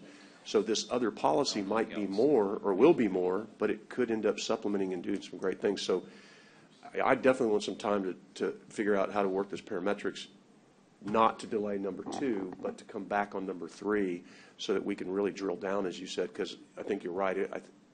I'm, like I said, I came in super not encouraged, and I'm leaving a little sort of encouraged. I'm They'll happier. I mean, it's still going to cost a lot of money. I get it. We're going to have to, I get it. So anyway, I have a question. Yes, sir. Is this the wind speed from the eye of the hurricane or outside? Any of the damage. It doesn't matter. Yeah. It doesn't matter? No, Does sir. it have to hit that area for it to happen? So If there's, it's a again, this is speed, why it's we need to have these whatever. conversations Okay, in a never separate mind. meeting because I got there's it. different ways of structuring it. We need to bring this back as You can another just do an item. anemometer, or we can also set it up with gates. So there's 2 GPS locations on the beach, and if the eye of the storm enters those gates, it just pays off and doesn't really matter what the wind does. So they're very customizable in the way we want to look into it and structure it. Then we need to bring this back. I get it. We need to bring this back with a specific agenda item we can talk purely about parametrics, what we as a court want, what we want to drill down, let Commissioner Gonzalez get recovered and see where we go. So, Yeah, Lance Chase, so, thank you. You give me a little hope. A So little do light. we A little want hope. to move to bring item number 3 back to the June 7th meeting with information? Is that what you're saying? I don't know if that's going to give him enough time. Is that not going to be enough time? We'll table item What- 3 how about- until you Yes, get you back can to. give us 30 days. If you get back to you us, tell we'll us bring when you it want back to put in it back on. July. We'll put it back Yeah, I on. mean, This is 30 days is, we can get some more concrete answers and have some So discussions. is that your motion? well. Hold on, and I want to say table? this out loud because there's been this little underground effort, and I'm going to say it out loud because I don't really care. There's been this little underground effort to kind of discredit the court and me and everything else on that we don't want to build this thing. And if they want to continue to do that, that's fine. I don't really care. I'm going to figure out a way to get this built if we can, regardless of all this garbage that's flowing around out there. And I know a lot of those people are probably watching, and that's okay. They can do it. It's freedom of speech. But I'm just telling you, all that's doing is making this harder by giving this court grief about the fact that they think we're not trying to do everything we can. So we're going to delay this, but for good reason, because the delay might actually get us to where we need to get. If it gets perpetuated otherwise, and people want to keep throwing out misinformation, that's okay. But what I'm telling you is this court has been committed to doing this and has continued to fund $27.3 million on that island. And I'm going to, and I take it because I represent it, but they don't have to take it. And so my hope is that people will see what this is that we finally have maybe a little hope on this insurance issue, and hopefully that's how it'll be perpetuated. Probably not, because there's always somebody that's going to spin it the way they want to spin it. But at the end of the day, and I hope the Parks Boards are listening because they want this thing done too. And it's really been hard to figure out how to do it with all the bad rhetoric and all the misinformation that's been spouted about them too. And I'm tired of it too. I mean, those park board people, they're volunteers and they work their tails off and they catch a lot of grief, and that isn't right either because they're trying to get this done Okay, too. we have a motion to table this item number 3 and bring Until- it back, Second. and we have a second. Until he's Until ready. Carlisle's ready to bring it back and possibly in pressure on 30 days. Yeah. All those in favor say aye. Aye. Aye. Any opposed, same sign.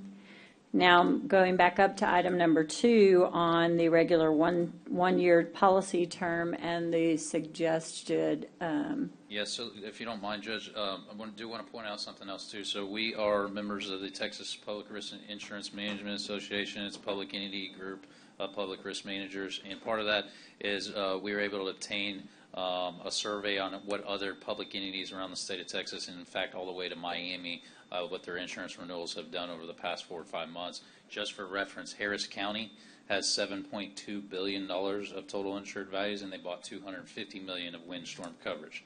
That represents about 3% of what their total exposure is. So as we're sitting here considering $50 million, that's 13% of what y'all's total exposure is, just for reference, so you know what some of the other counties are doing.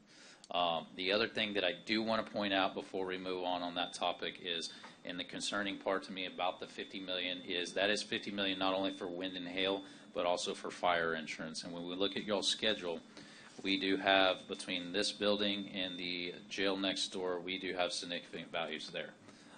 So just for reference, on the courthouse, we have that insured for just called $140 million, and the jail's insured for $77 million. So in the event, God forbid, we had a fire or something that took one of these down, the policy is only going to pay out up to $50 million, just so everybody's aware of that.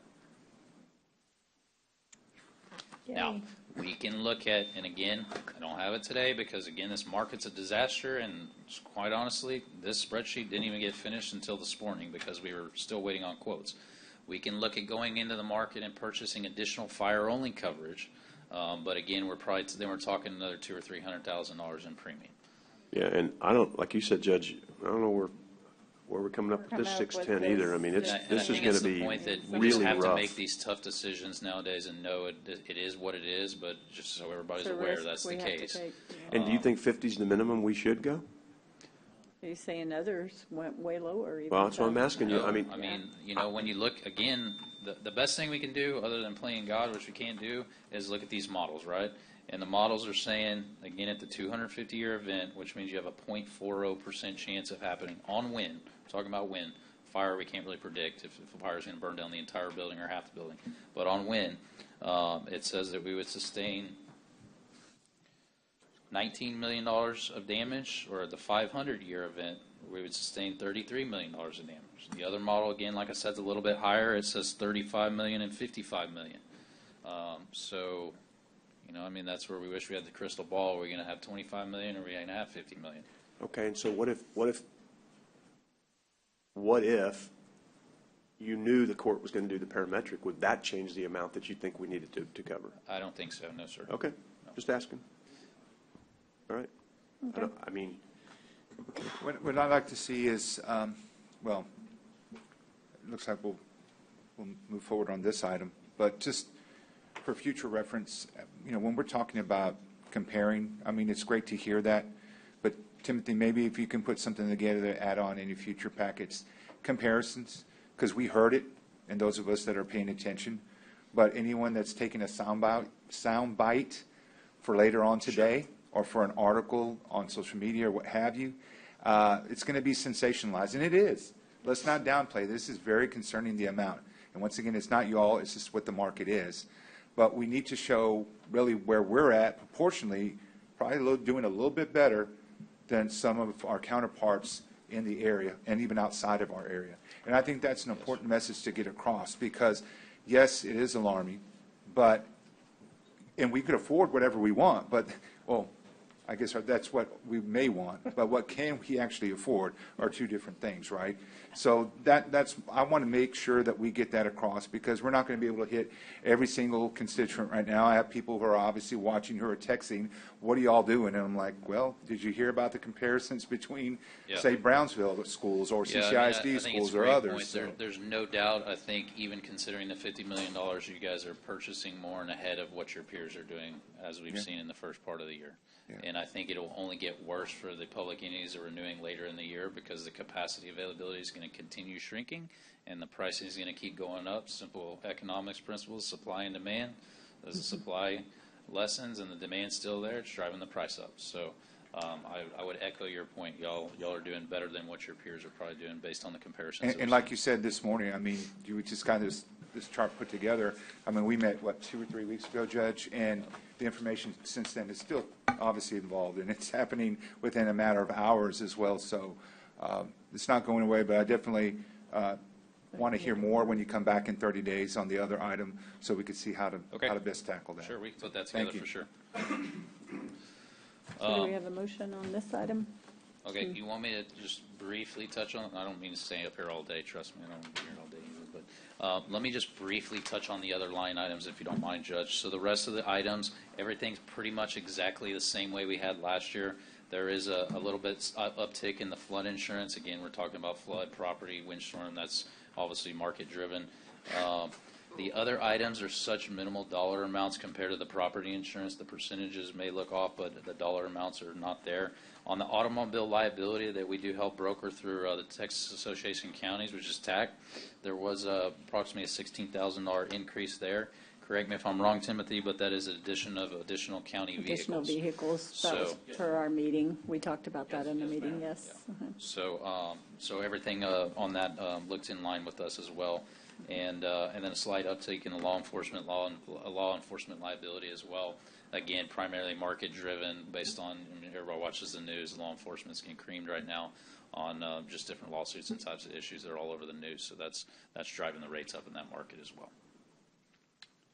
Overall, the total cost increase to the county would be $645,000 this year between your property and casualty insurances. For millions of dollars less coverage. Mm-hmm.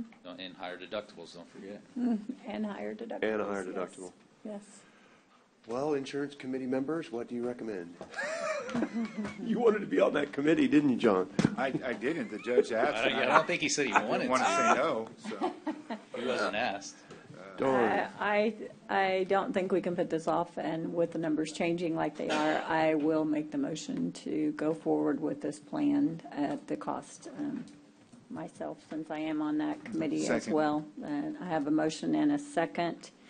Is there any other discussion? Commissioner Chesney? All those in favor, say aye. Aye. Aye. Any opposed, same sign. The motion passes. Thank you very much. Thank and you. we look forward to hearing from Yes, you ma'am. again Thank in the you. future. Thanks, Chase. Appreciate it. Thanks, Tommy. Thank you all. Thank you, sir. I say Tommy. I know Chase did the work, and everybody else. Yeah. Yeah. Moving on to agenda item number 4, discuss and consider an execution of agreement with Hanson Professional Services for engineering services for Briscoe King. Mm-hmm. Hello, Scott. Yeah, we've got to get Briscoe King dune walkover fixed. It needs to be raised. It doesn't even comply with the rules that we enforce. Moved, Judge. Okay, thank you. Thank you. We have a motion and a second. Any other discussion? I know there was a little bit of discussion that with the building, that this isn't going to have to be redone after. No. We're going to implement this into our future plans. Yes, with ma'am. Yes, Yes, okay. ma'am. We're not going to redo work. Thank you. Thank you. We have a motion and a second. Any other discussion? All those in favor say aye. Aye. Aye. Any opposed, same sign. The motion passes. Item number 5, discuss and consider approval of dune protection permit for large-scale construction. I recommend approval. It's ready to go. Judge, hold on. Who was the second on the last motion she needs to know? Okay. On the Briscoe King one, I think I moved. You that. made the motion, Hernandez made it the second. second. Okay. Yes. All right. Yes. Sorry. I was pointing down there, sorry. It was like, I'm pretty sure it was Hernandez. And then so moved on number 5. So we have a motion. Do we have a second on? Second. We have a motion and a second. Any other discussion? All those in favor, say aye. Aye. Any opposed, same sign. Then 6. 6 we're going to have to table. 6 we are going to And let me table. explain why, because I know, you know I've worked real hard on this one, and so has Christine. The public notice to adjacent property owners went out for the BMAC meeting. It got mistaken by the applicant. They didn't send out the public notice with 10 days prior to the Commissioners Court meeting. And that's a catch-all. And so we're going to have to get the applicant to send out the adjacent property owners meeting and bring this back. then I Okay. would make the motion that we bring it back for the next meeting, so make sure they, with Yes, sir. with the June the direction 7th. to get the 10-day notice done, please. Yes, sir. And explain that to the applicant as to what We they have know all that. a motion to bring this back on June the 7th and I a got that right, second didn't I? by Commissioner Hernandez. All those in favor, say aye. Aye. Aye. And that's Opposed? based on Alex, our county attorney's No, recommendations. no, I get it. And y'all done great work on this. I really appreciate it. Thank you very much. I mean, both of you have done a lot of work, and it's appreciated. Okay. Thank Okay. you. Item number 7, discuss and consider executing an agreement with the city of Port Aransas for lifeguard services along the beach at IB McGree. Yes, ma'am. This is a little slow getting to us this year. Typically try to get these things done in February, March, but anyhow, we've got it. There was a slight increase, Commissioner Chesney, but they've got a quality program, and their program is one to emulate up and down the Texas coast. So they do a great job, and they provide a great service. And it's within budget. Oh, yeah, definitely. Judge, so moved. Port Aransas does a phenomenal job for us on the beach, so Second. moved. We have a motion and a second. Any other discussion? All those in favor say aye. Aye. Aye. Aye. Any opposed, same sign. And I'm done. The motion passes. Thank you very much. Thank you all. Moving on to item number 8, discuss and consider approving an agreement with Smart Advocate LLC for a case management subscription for the Public Defender's Office. And I believe this was part of your budget and the grant. This funding would come from that. That's correct, Judge and Commissioners. We did a lot of shopping for case management system. We did demos with a number of them, and Smart Advocate was really very customer-friendly and came in at the best number for us. And this is just an annual thing? It's not a contract for 5 years or anything like, it's an annual renewal? Yes. That's right, and we have an opt-out Yes. every year if it's not working out. I'll make the motion to pass. Second. We have a motion and a second. Any other discussion? All those in favor say aye. Aye. Aye. Any opposed, same sign. The motion passes. Thank you, Dennis. Item number 9, discuss and consider approving $10,000 in funding for the Costa Bend Field of Honor Richard Borchard Fairgrounds and related matters. So moved, Judge. We Second. have a motion and a second. Any other discussion? If the court could just describe the public purpose, and I believe J.J. De La Cerda can talk about all the tourism that the events bring to the county.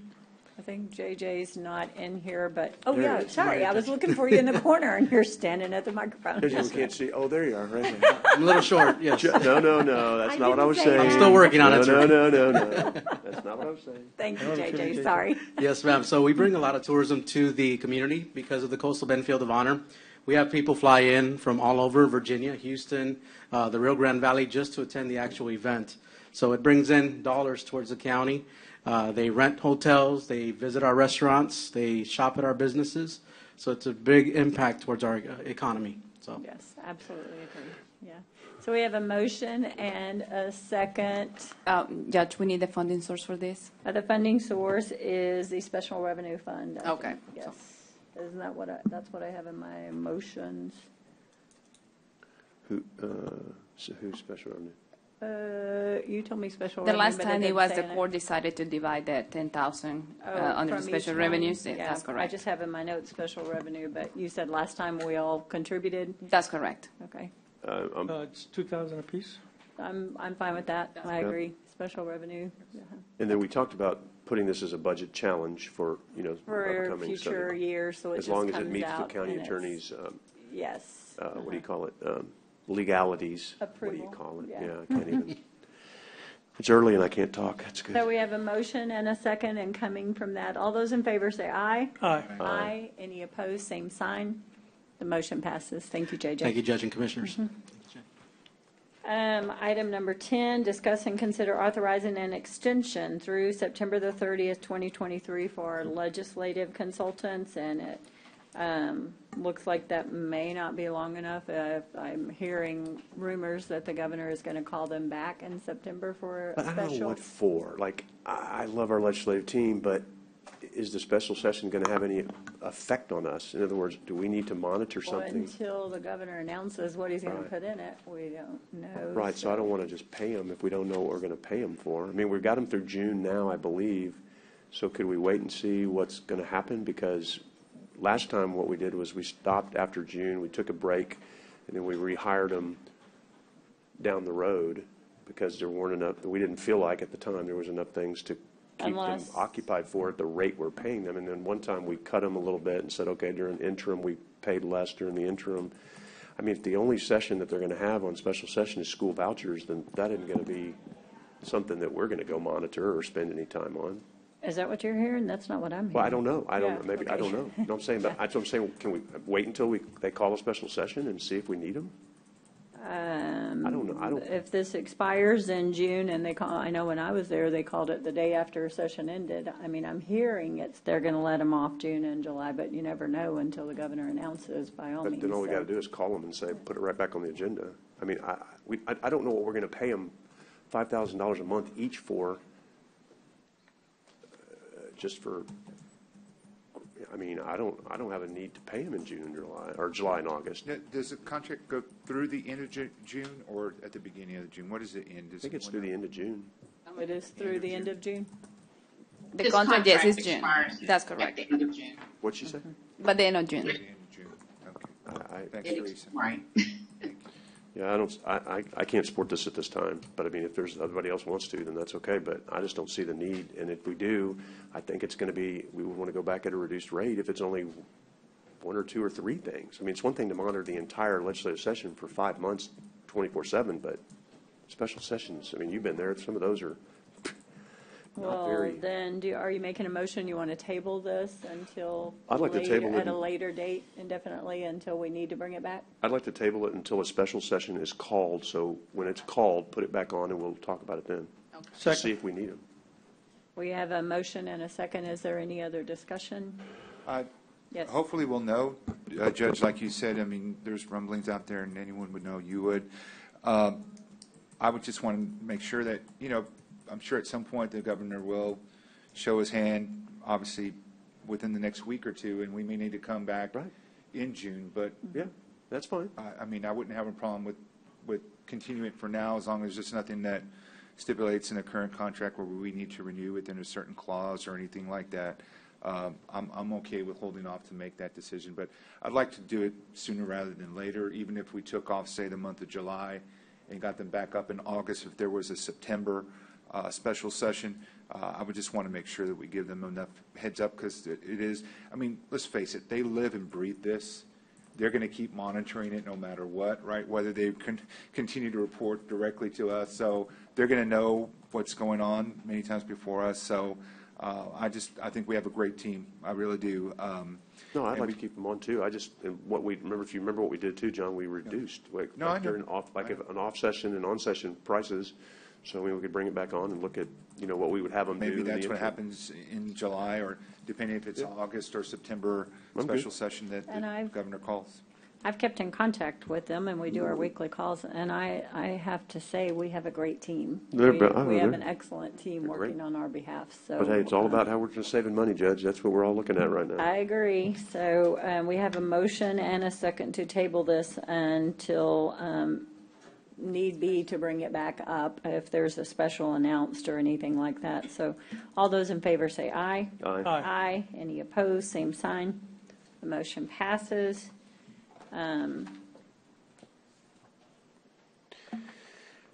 Judge, I have a couple to table. Could I do that real quick? Yeah, if you have a If you don't couple. mind, I'd like to make a motion to table item 12 until that number is firmed up and you're ready to put it back on, Judge. We have a motion to table item 12. Do I have a second? Second. We have a motion and a second. All those in favor say aye. Aye. Aye. Any opposed, same sign. Judge, also, I'd like to make a motion, number 14 got on there prematurely. I'm not ready for that one, so I'd like to make a motion to table 14, and I'll put it back on when I'm ready, please. We have a motion to table item number 14. Do I have a second? Second. We have a motion and a second. All those in favor say aye. Aye. Aye. Any opposed, same sign. The motion passes. Thank you. That's all? Yes, ma'am. I think our attorneys were supposed to be, are they here yet? They're not here yet? Are we not? I confirm. We can move on to the next. I just hate to get started if we're fixing Judge, this. they're here. They're here? I believe that they're here. That's what I They're said. here? They should be in the office, yes. Okay. Do we want to go into executive? 11:30. We've got 25 more minutes. Okay. So do we want them to wait, or do we want to move on, go into executive? What do you want to do? Probably we should continue. Continue. Probably to continue until we get would like after to 30. continue because we would like just a moment of silence at 11:30, as the governor has called for a moment of silence for the Uvalde School. So we'll move on to item number 11, receive an update regarding American Rescue Plan Act, fund balances, and related matters. Jeff and Lulu, I know you passed out some detailed information. There's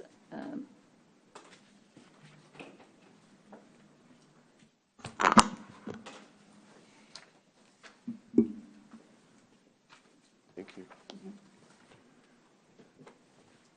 Oh, you're passing out, sorry. This, Commissioner Gonzalez had wanted a detailed list of everything that we have done and what we have in progress, and maybe what is outstanding as well, just where we are on the projects, which is a great idea with all the allocations. I also asked for any high risk and pending allocations that I think that the court needs to be aware of and continue to monitor, and at some point we will maybe possibly want to vote on those on whether we want to continue or whether we want to move and use those funds, allocate for anything else. I believe if we look at I guess it's on this thing too, on the unallocated funds in our portion, it's about 3 million something.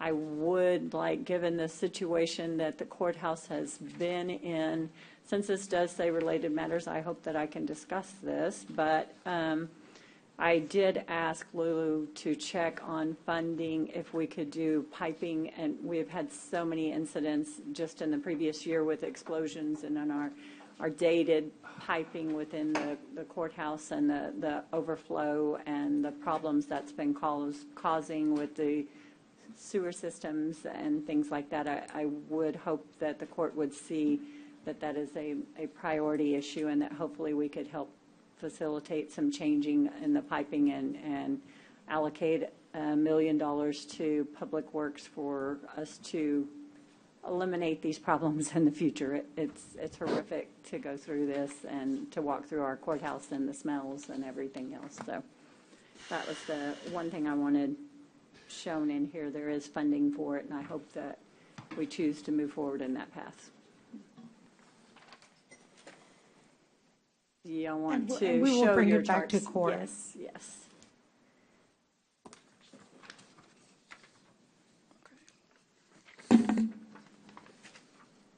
I did pass out a status report or a project status as to where it's at, if it's completed or not. Currently, we have 14,369,987 expensed. That has been paid out. That has been paid out. Yes, yes. The rest, we have a lot allocated, but it hasn't moved forward the projects. Can you talk about the high-risk projects and how much is there that you're wanting to review and think there's a possibility that those will not move forward?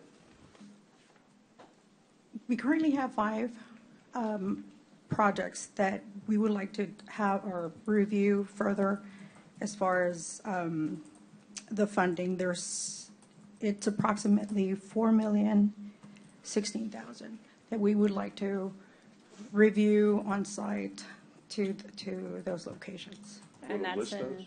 Or you want to list Yeah. those for us? Oh, I do, yes. I mean, are they on this list so we can mark them? Yes, actually, it's on the list that I just passed out, and it says checklist review. Wait, hold on. On this list, right, that that you just passed out? And then the one with all the highlights? Yes. And then there's an area on here somewhere that, are you just going to tell us what those are that you want to review and so that we can check them? Correct. So precinct 1, Okay, hold on. Wow. Okay. that would be for the $134,000. Okay. I'm just Just a listing. list, just keep going through. We Okay, just and want to mark 'em. then also under EC2, Under what? What? oh, How about just go page by page, please? Yeah. Or, is there any under Commissioner Jag that need review? That's under precinct 1 on the first page, right? yes. Yeah, there's one on precinct 1. Is there any on, what about Be under precinct 2? Precinct 2. None on 2, 3? 3, none on 3. 4? No, Judge? yes. Which one? Which one? Texas Sea Life. Sea Life, okay. And then if you go down to countywide projects, under expenditure category, negative economic impacts, Wait. Oh, yep. Okay, go ahead. Which one? for $1 million. We would like to conduct a, Wait, which Which one what's is it called? for $1 million? They don't have the They numbers don't have on the oh, here. numbers. sorry, Which transitional recovery Okay. housing. transitional recovery? I'm sorry, I'm not seeing it yet. Is Yeah, it it's on the down next there. page? No, it's on that Judge, it's on the public health negative economic impact. Yeah. And it says mental health restoration program. Oh, mental health And then restoration, underneath it, it yes. says transitional recovery, right? Yes, okay. That's the one you're saying? That is correct. Yeah, okay. Synacor. All right. Yes. And anything else? The next one would be the WCID number 3, and that would be infrastructure expenditure category number 5. Wait, which one? Where are you? Yeah, we're confused. And I didn't number the pages. Sorry, excuse me. On EC3 or where? 5. Huh? EC5. Oh, EC5? EC5. So we're going all the way to 5? Okay. The booster pump station? Yes. Okay. Okay. All right. Aight.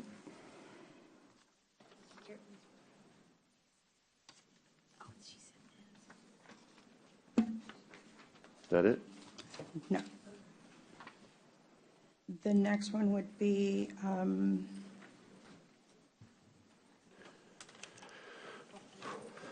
yikes. Oh, yeah, same page.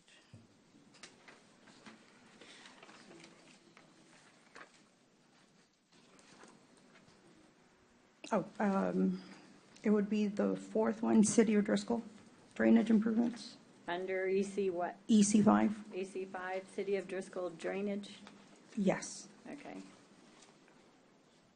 Anything else? And drainage improvements for Nueces County WCID, number 5 as well, Banquetti? yes. Lulu, are you saying these projects are at risk?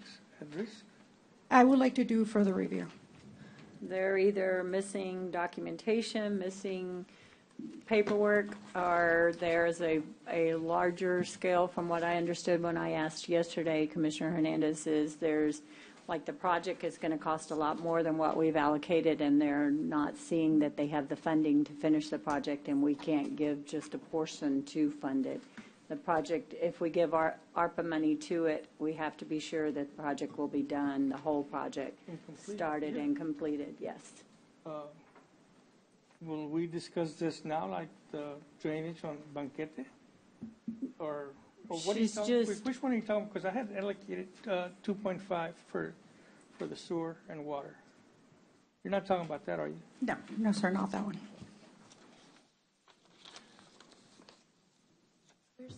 2.5 on his stuff. Yeah. His stuff doesn't have the 2.5 for drainage. Oh, it's for sewer and water. No, you were talking, Hilltop, you have allocation of 2.9, not 2.9. Okay. And that's To Hilltop? correct. But no, I wasn't referring to that project. Well, I was asking about the banquete. Oh, yes, we need to do a review.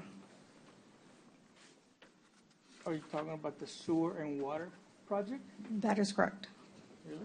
There's other funds included into the amount that was allocated. So we just want to figure out where they're receiving those other funds to be able to complete that project. Well, I was told that more or less 2.5 would cover the whole project from start to finish. There's only an allocation of $1 million For the, per WCID number 5, banquete. Did Are you you give talk- 1.5 in your CDBG money for that? Was that where you allocated money in that as well? Judge, it's been some time ago. I hardly Yeah. even remember if we've been going back and forth. Can we go back, or can I speak to Juan regarding that project? Yeah, would you please? Yes. Okay. So these here that she is saying are not off the table yet. I just want These to are the further ones that are review. questionable that she needs to go back and verify so that we don't just keep them rolling along. We need to either move forward or Yeah, Or- I agree. I agree. or reallocate. Right. Yes. It's something we should have, known a long time ago, I think, because I've been working at this since last year.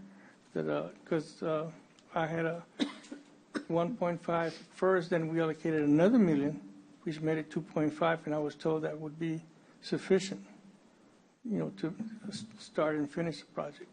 Okay, well, then I would need to talk to Public Works regarding this project. Okay? Yeah, y'all can get together and come up with something. Yes, we will.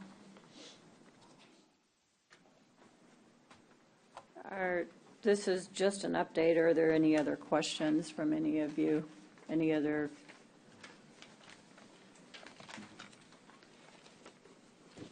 No, ma'am. Look forward to hearing your report. Yes, thank you very much. And We quickly, appreciate because it. we got to figure out if we can, what we're going to do with that money. Yeah, we want to make sure that it continues to be useful and we don't leave it sitting somewhere and don't get it allocated to something else if this is not going to work, so. Lulu, I have one more question. Have you all been communicating with Driscoll? Yes, we have. We had a meeting with them last week. Okay. And I've been in contact with I want to say the business manager, but I believe is Mrs. Wakefield. Yeah. So we have been in communication. Well, we put the money out there to help them. Now it's up to them to do their part. Right. That's right. Thank you. Thank you. Moving on to item 13, discuss and consider allocating $49,500 in ARPA funds to Hope Unlimited. Commissioner Chesney? Thank you, Judge. Lulu, you want to This tell me is while you're here? My understanding your is that funds. you got that one approved. Just want to make sure. Yes, Commissioner Chesney, we've been in contact with them. There's some documentation we still need from them, but based on our conversations, I don't see a problem.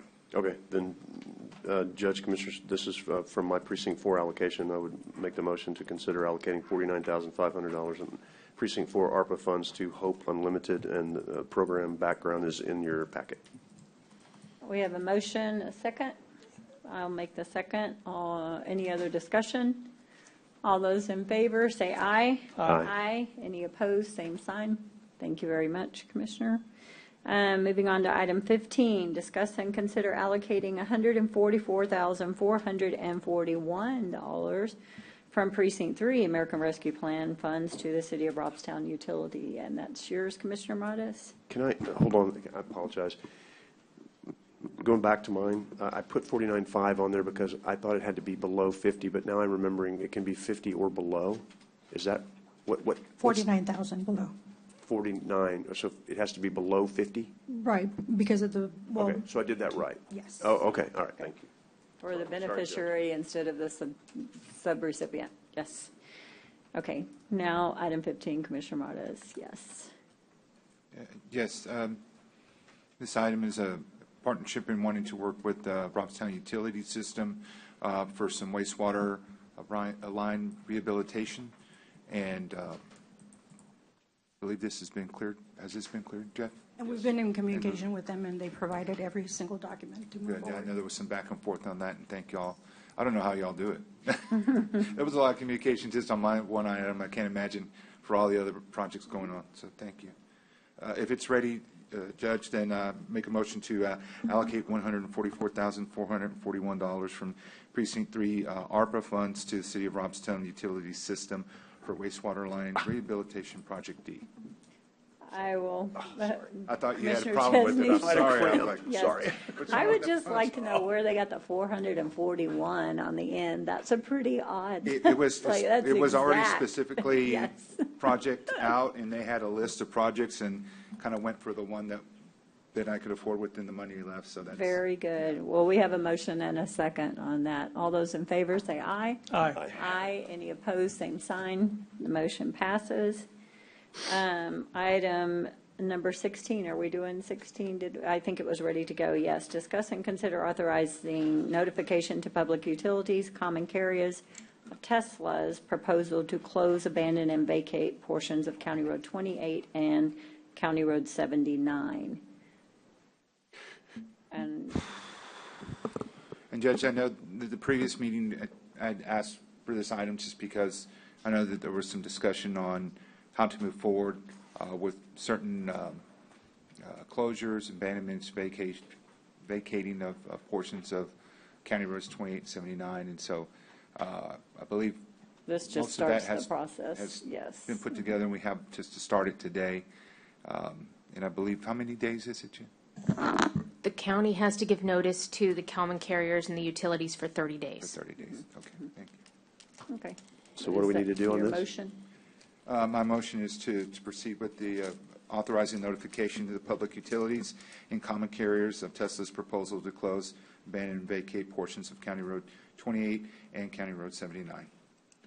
Now, that notice is not ready to post. We are still getting information to put that together.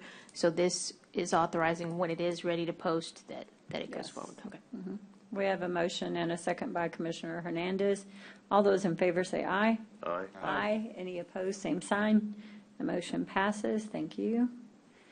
Moving on to item 17, discuss and consider moving ceremonial resolutions to 8:45 and the regular meeting time to 9:15. Commissioner Chesney, I know we've talked about this one a Yeah, lot. I'm just throwing it out there. Just- However, I just was trying to come up with a way to streamline our resolutions and still allow us the opportunity to honor people as we so chose. But a lot of times, our resolutions, and it's great, but it sometimes takes an hour and a half. I'm just trying to come up with something. I just threw it on the agenda to see what everybody thought about it. That was just one idea. If you want to do it a different way, Jenny wants to weigh in on how we can and can't do it. That's great too. I just want to make it better. We're happy also to sit down with you and work on wording that will match whatever situation is at hand. And I believe they're already looking at calendaring things ahead of time that are perennial, so that those can be put on possibly a To help you agenda at a facilitate previous meeting. Smoother. But these are just ceremonial ones. I'm not talking about resolutions that we have to do or whatever, but, But I think she's talking about there's a concern when we all sign as a group, then you're doing a statement that actually needs to be court approved.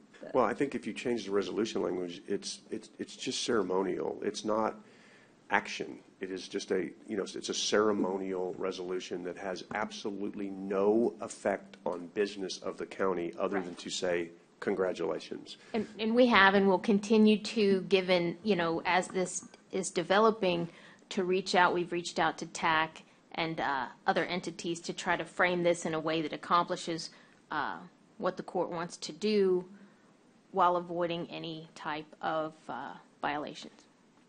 Right, so what does everybody want to do? I mean, what's the will of the court?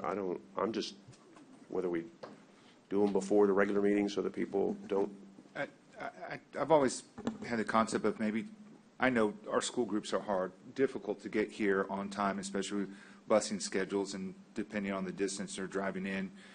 But maybe we can just start the process early and just read it out. And then if we want to share brief comments when we take a picture, like if they come later, or maybe try to offer when available to do the pictures early. But I'm all for anything that will streamline that process, and maybe I think adding on a little bit of time at the beginning maybe will help, but something that internally they and the clerk's office can coordinate with the judge to kind of come up with an idea. I'm all for that, right? I know the city of Corpus Christi does it well, but they don't do as many necessarily, and they don't vote on theirs. Yeah. That's the thing. And those are the mayor just signs them, and those so, are actions of the mayor, and I don't believe the mayor is speaking for the Right. council. Right. So there's all kinds of ways to structure this. Right. Well, I think a couple of ways that we could streamline it would be to have an official photographer that would share the pictures instead of waiting in line and all of that. We could even do once a month, beginning of the month, have these kind of things for each month or something. But there's a lot of discussion to be had on how we could streamline and make it quicker. But a lot of people, I mean, these kids that come in here, they're pretty honored to be here in the court. I hate to take that away as well. No, it's It's not. a No, I big wouldn't deal want to. for It's just some more of about them. making it more efficient for everybody else who has Yeah. to sit here. So that's what I'm saying. If we have a designated time that resolutions will be at X time, and the resolutions will be for, and then the regular meeting doesn't start until X time. I just put 8:45 and 9:15. It can be 8:30 and 9. It can be 9 and 9:15. I'm just throwing it out there. One of the other things we've already done, remember, didn't we change that from, it was after public comment? We moved it up so that kids can get here and they can get out already, so we're not, that people aren't sitting here waiting to get back to class or, I mean. Well, but what I'm saying is if we start, but that still doesn't, so it helps the resolution people, but Yeah. then all the rest of the people who aren't here for the resolutions and are here for the business meeting have to sit and watch an hour and a half, and they may like that and they may not. But if you had the resolutions as a designated time, then people would know, if you want to come for the resolutions, you come at that time. If you don't come at that time. We used to do it at city council, and it was because the mayor would do them, but the resolution started 30 minutes before the meeting. She would read them. Many times, council members would show up for them. I was there a lot. John was there a lot because we wanted to be there. So, but apparently the hang-up is signing resolutions, which I don't get that. There's no action, there's no business, there's no whatever. I'd still like my name on the resolution because I think it's cool. I didn't like it when the mayor's was the only one on there over there. I wanted to be on the resolution, so I like being on them. But it's not action. It's not business. Maybe we don't call it a resolution. Maybe we call it a certificate of honor, so that it's not a. We shouldn't have to. we shouldn't have to vote on a resolution. It's all ceremonial. Why are we voting on a resolution anyway? I mean, as long as it's not I'm not talking about a controversial one, right? I mean, someone's got a controversial one. They got to put that on the regular agenda. I'm just saying, congratulations to the But then the what state tennis champ. constitutes controversial? What your idea of controversial and my idea of controversial maybe? But you're managing the agenda. You can certainly, you're going to know that there's not many, we don't have many, I know, we right. have like Everybody's one a year. I don't even usually know when the pretty last unanimous, controversial yes. one we had was. So, so I think we'd ought to just designate a specific time for resolutions, whether, Okay. but that, if y'all Are wanna we do that. going to decide this today, or we want to wait till Jenny checks into some legality on the signatures form and stuff and Been get back checking. to us? Well, we've been checking, it kind of changes as we get feedback. So designating a time for these, no problem, no issue. It is I Then agree. you have to have a quorum here to start. Yes, if you what we designate, don't that want defeats to the purpose. encourage is any type of quorum issues that are not noticed. What if we just said for today, we start the meetings at 8:45 with that being designated as resolutions only, and the regular meeting starts at 9:15, I don't know, 9:15, something like that. Just to get this started, otherwise we're going to talk it and never get any feedback back. So 8:45 is your motion to start the meetings I'm with just- resolutions. I'm just throwing it and- out. I'm not yeah. making a motion unless somebody, I want to hear whatever, that's an idea, but I don't want to.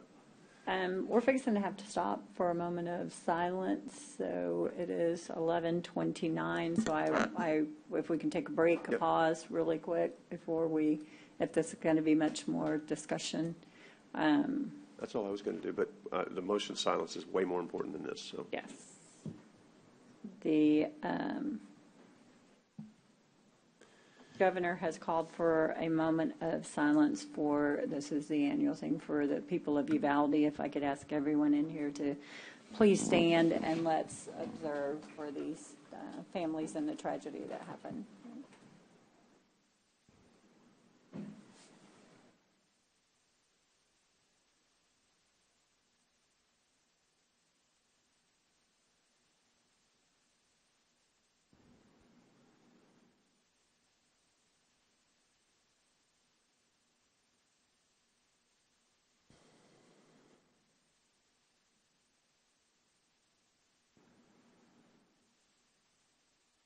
Thank you all very much.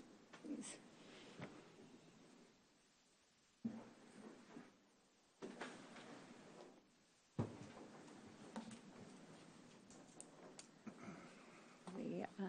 Our thoughts and prayers go to all the families who will be dealing with this for the rest of their lives. This is not something you get over or anything like that. So we definitely send prayers to each and every one of those families, yes.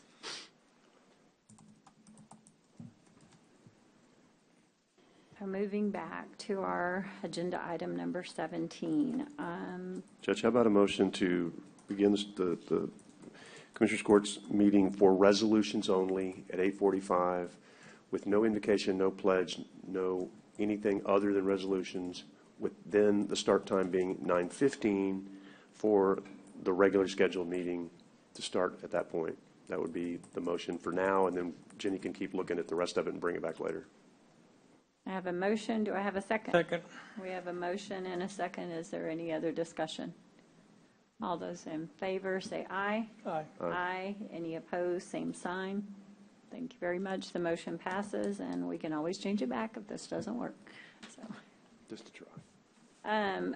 Item number 18, discuss and consider the next Commissioners Court meeting date. I believe the next court date is June the 7th. If anyone has any problem with that, otherwise, then there's no discussion or vote needed. I think our attorneys are available now, so I am going to move ahead to executive session. It is 11:32, and I am giving notice that the Commissioners Court may elect to go into executive session anytime during the meeting to discuss matters listed anywhere on the agenda when authorized by the provisions of the Open Meetings Act, Chapter 551 of the Texas Government Code, to the extent there has been a past practice of distinguishing items for public deliberation and for those for executive session. The public is advised that the court is departing from that practice and reserves the right to discuss any listed agenda items in executive session when authorized to do so by law. In the event the Commissioners Court elects to go into executive session regarding an agenda item, these section or sections of the... Excuse me, Judge. Yeah. The court needs, if the court is going to discuss the collective bargaining agreement, then you'll need to vote on the other item, the 5510725. But are we? Because have there been a meeting? We are at the There have- end. Our attorney wants to talk to all of us privately. Oh, Yes, okay. so So we what do are we have to going do, to. Jenny? We have to vote on that? You need to vote on whether or not. 5-0, it has to be vote for us to go into, 4-0, sorry, we're only 4 of us here. Going back to item G1, thank you for stopping me. Collective bargaining, discuss and consider whether pursuant to Texas Government Code 551.0725, deliberation in an open meeting would have a detrimental effect on the collective bargaining contract being negotiated between the county and Nueces County Sheriff's Officers Association pursuant to Section 174, Texas Local Government Code. Do I have a motion? And what needs to be the motion exactly, Jenny? The motion To deliberate in closed session? Yes, and there's a finding that was supplied by the Navarro firm where you're going to have to find that doing this discussion outside would be detrimental to the negotiation. And we have to do this every time we do this? Yes. Okay. Yes. That'd be my motion. Okay, we have a motion and a second. All those in favor say aye. Aye. Aye. That's 4-0. All the commissioners approve. So now I will move back into going to executive session, public notice, and I will, do I have to repeat all that stuff? The section or sections of Open Meeting Act authorizing the executive session will be publicly announced by the presiding officer in accordance with the authority of the Government Code, Vernon's Texas Code, Section 551.071, 551.072, 551.073, 551.074, 551.0745, 551.076, 551.086, 551.087.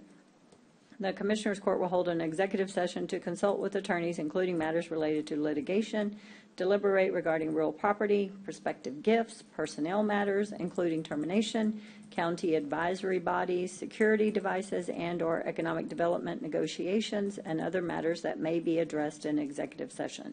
Upon completion of the executive session, the Commissioners Court may, in an open session, take an appropriate action on items. Closed session, item A, closed session pursuant to section 551.0725 Texas Government Code to deliberate business and financial issues relating to collective bargaining contract. And item B, consult with an outside counsel to discuss potential attorney fee obligations of the county relating to the removal proceedings involving the current Nueces County District Attorney, Texas Government Code 551.071. Item C, consult with the county attorney and outside counsel regarding legal matters in the county of Nueces versus Purdue Pharma, and the District Court of Harris County and related matters, Texas Government Code 551.071. Item D, consult with the county attorney on legal matters relating to cause number 2022 CCV-61163-3, Manuel Mata, and related matters, Texas Government Code 551.071. Item E, consult with the county attorney regarding legal matters related to 221 CV 00235 Margaret Mary Smith versus Nueces County, Texas Government Code 551.071. Item F, consult with the county attorney regarding legal matters relating to master file number D1 GN 16000370 regarding Volkswagen clean diesel litigation, Texas Government Code 551.071. Item G, consult with the county attorney regarding cease and desist letter related to Padre Bayou Park, provide status update, discuss legal issues and related matters, Texas Government Code 551.071. It is 11:37 and we are in executive session.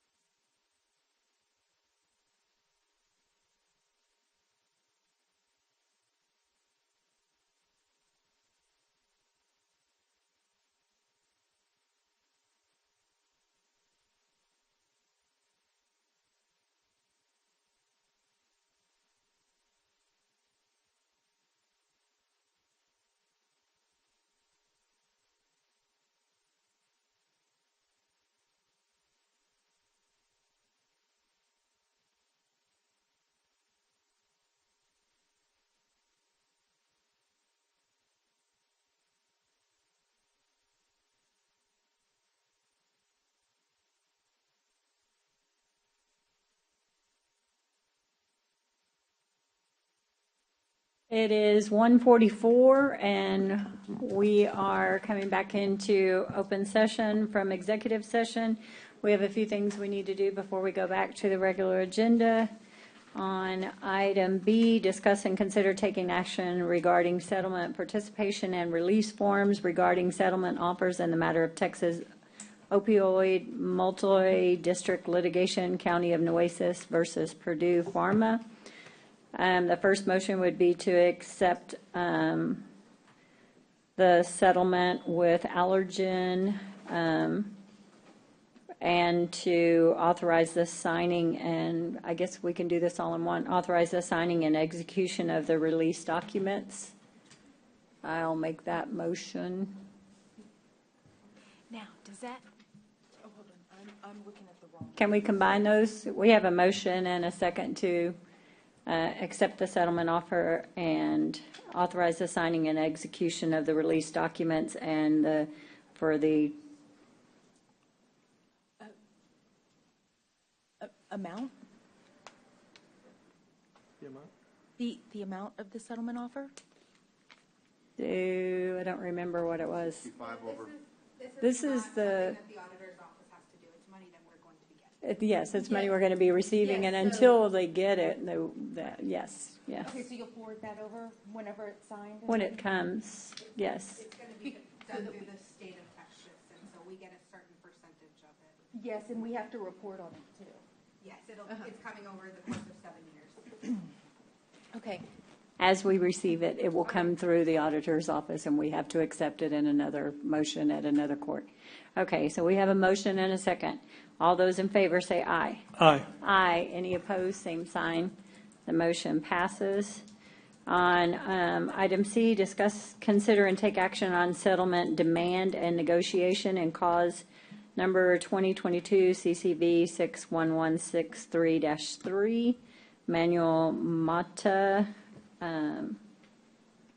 We are rejecting that offer and advise our counsel to continue to negotiate and authorize them and allow them to go to mediation, and if so, authorize the payment of a mediator for that mediation would be the motion. Second. We have a motion and a second. Is there any other discussion? We would also ask that you authorize, we would also ask that you authorize the expediting of that check to the mediator. Oh, yes. Yes. And we would include that in my motion to expedite the check for the mediation. Yes, mediator for the, you accept that, John, right? For the second, yes. So all those in favor say aye. Aye. Aye. Any opposed, same sign. The motion passes. Item D, discuss, consider, and take action in settlement of Margaret Mary Smith versus Nueces County, engage Matthew Hinojosa. Are you doing that one? There's a motion to authorize a settlement agreement with Gage Hinojosa and to approve the settlement release documents, authorize the issuance of this settlement check, and approve related matters to accomplish this settlement being and payment sent out expeditedly. Yes. And the amount.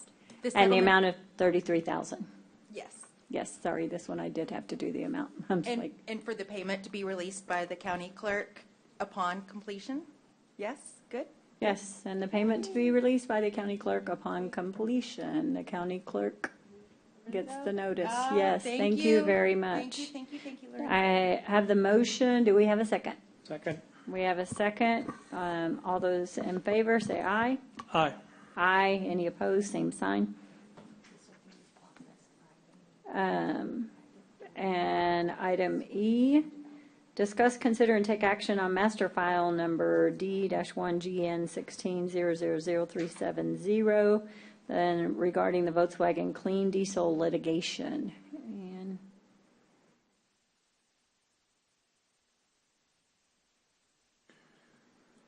we Motion to authorize substitution of counsel. signing a wavering of potential conflicts with Richard Midoff of Baker Woltering. Is that a motion? That was my motion. Yes. Second. Tell me what the motion was again, sorry. Authorize substitution of counsel, signing of waiver of potential conflicts, appointing Richard Mitov of Baker Woltering. Is that all we need on that one? Yeah, if that's, We're fine with substituting. Okay. We have a motion and a second then. Any other discussion? All those in favor say aye. Aye. Abstain. Abstain. So the motion passes 3-1 abstain. Now, going back to our regular agenda items, I believe we stopped on Public Works, 3B1. Are y'all needing something else, or are we good with proceeding? where are we going? 3B1, Public Works. Thank you. And we're going to do, actually on our agenda, it looks like we're going to do two first. It was requested that we do two first. Receive an updated report on ABM remaining projects and percentage completion and related matters. I thought one Pimentel might be here for that, but I know Mr. Breslin, if you want to come up. We did include the email we received from Public Works in this for the completion. Oh, there's one. Yes.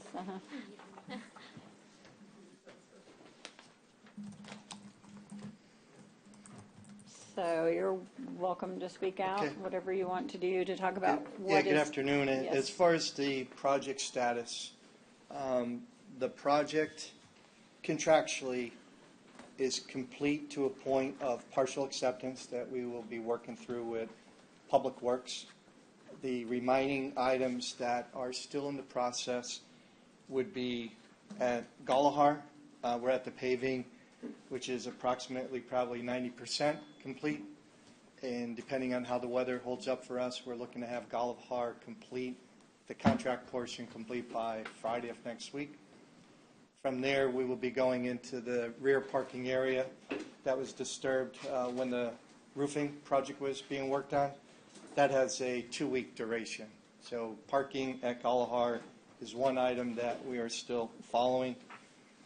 Over at the jail, night security completed their portion of work to remove and reroute some wiring. So we're in the process right now. We have 3 fans that are being reconditioned, installation of the louvers, and painting the floor. So there are 3 items left at the jail area. That'll be probably within less than 2 weeks. That work will be complete.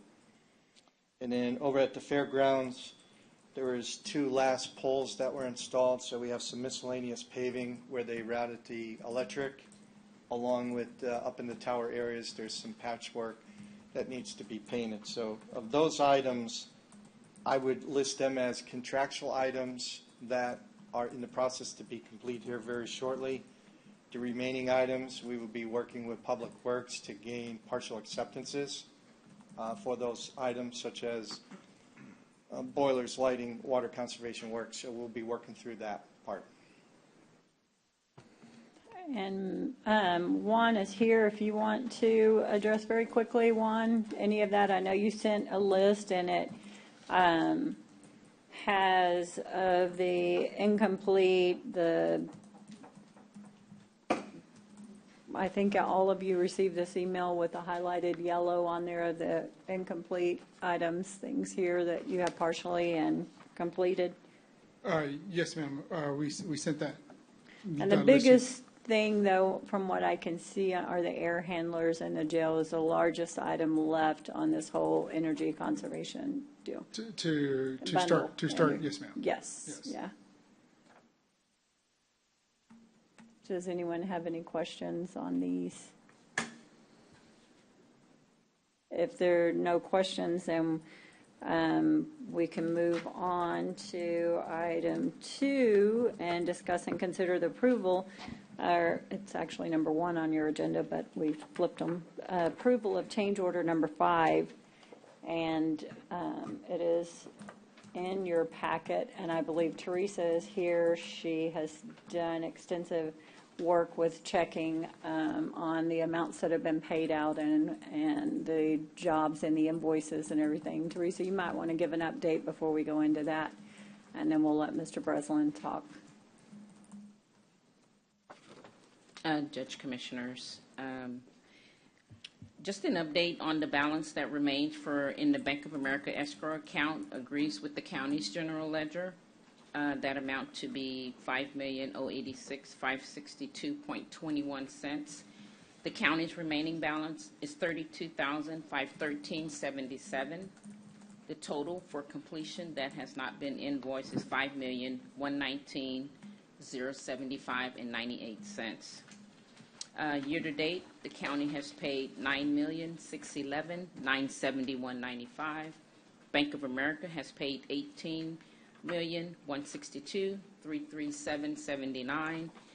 The total earned less retainage is $27,774,309.72. And that's just a recap. Yes, We you verified all of agree these with, numbers and yes. everything, yes. So then on the change order, if Mr. Breslin will come back. Now, sorry to go back and forth, everybody, but Okay. it's like, I like to have the information in front of us before, yes. So change order 5, which was submitted prior to discussions that took place yesterday, but change order 5 is the continuation of installing the air handler units. There's a total of 10 remaining. So with that, change order 5 includes a component which we list as temporary units. That was to security units. We have them stored in standby. We have them stored in a Connex box so that they are ready to be installed at any notice that the temperatures are getting close to being out of compliance or out of range. And that was 225,000, and it went down because we talked to the sheriff and the jailers, and they allowed us to do these changes and everything, so. Right, so that number, just to store them and not install them at this time, is listed in change order 5 is 108,000. And we have a unit cost throughout change order that is $11,700. So depending on how we move forward, if we need to install them in one room, that would be an add of the 11,700. If we don't need to add any rooms, then it would just be storing the units that we need to have on standby per jail standards with their agreement. And the time extension on there, can you explain that a little bit to us, please? The 282,000? Yeah, let me just go, if I could, the second item down was the premium time. Just so that is related to working to do second shift. So that cost is related to anything. That's probably self-explanatory on that part.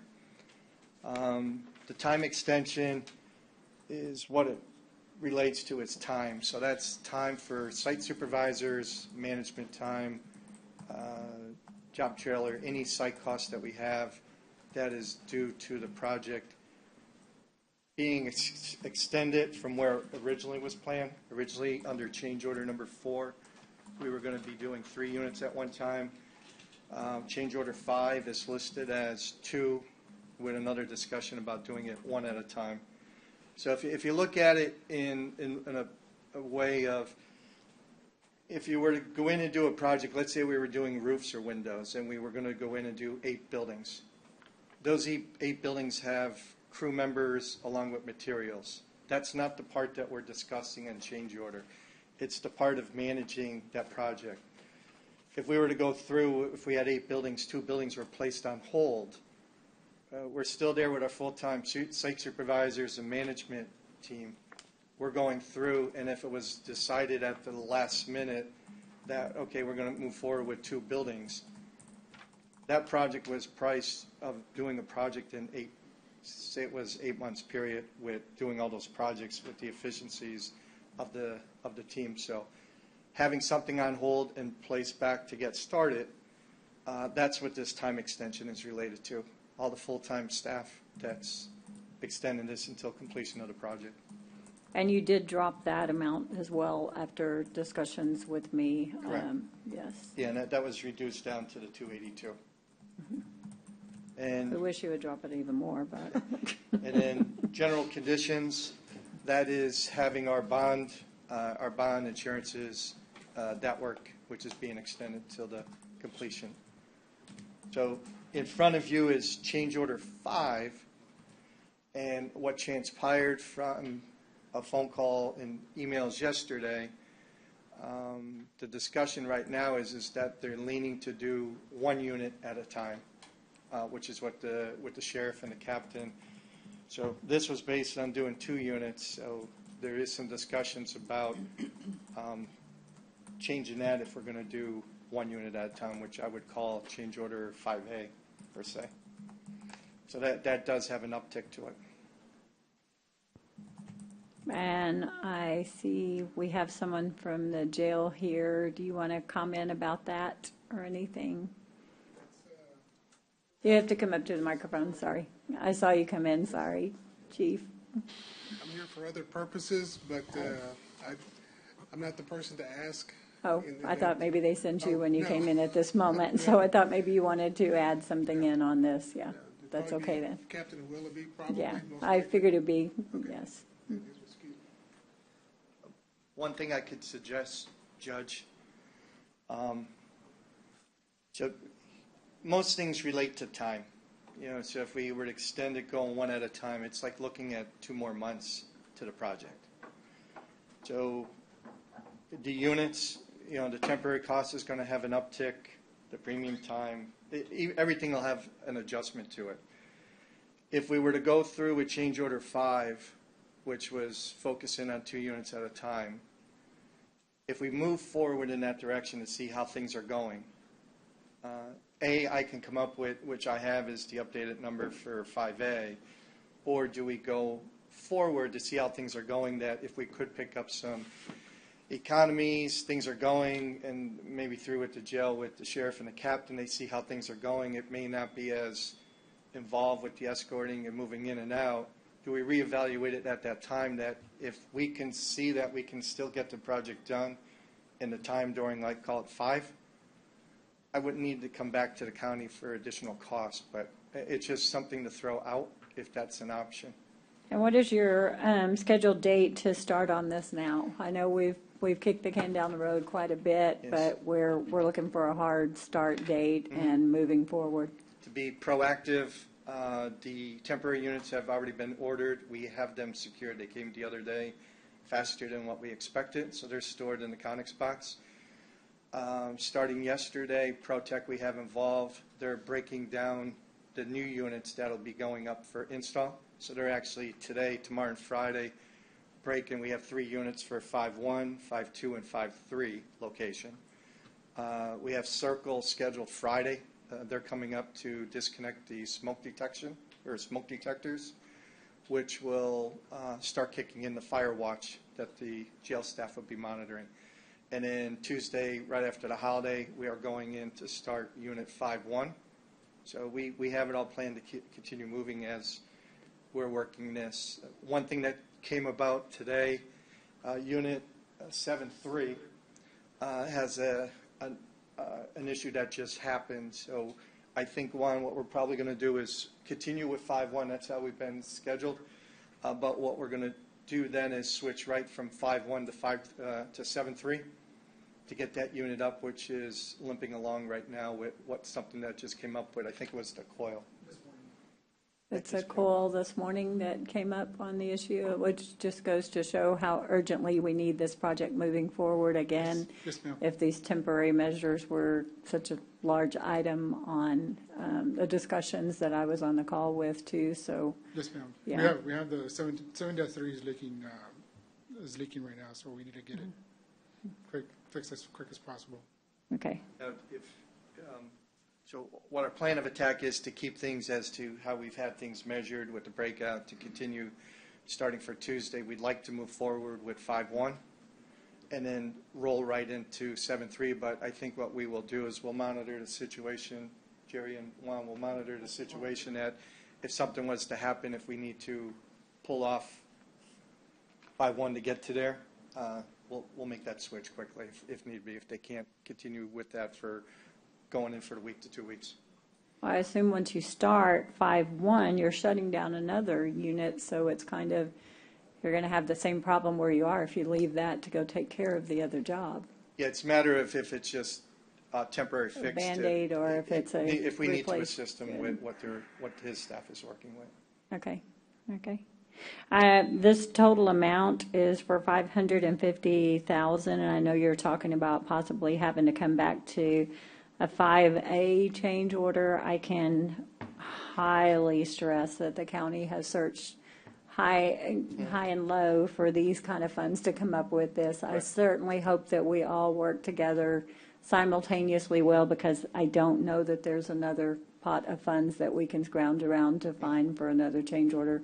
We're at the end of this job. We need to finish it. This is one of the most critical components of this job, and it is a vital piece for our jail and jail standards and everything else. So let's please, and I do believe, Lisa, we have found the funds and the interest for the 550 moving forward if we vote as a court to do this change order today.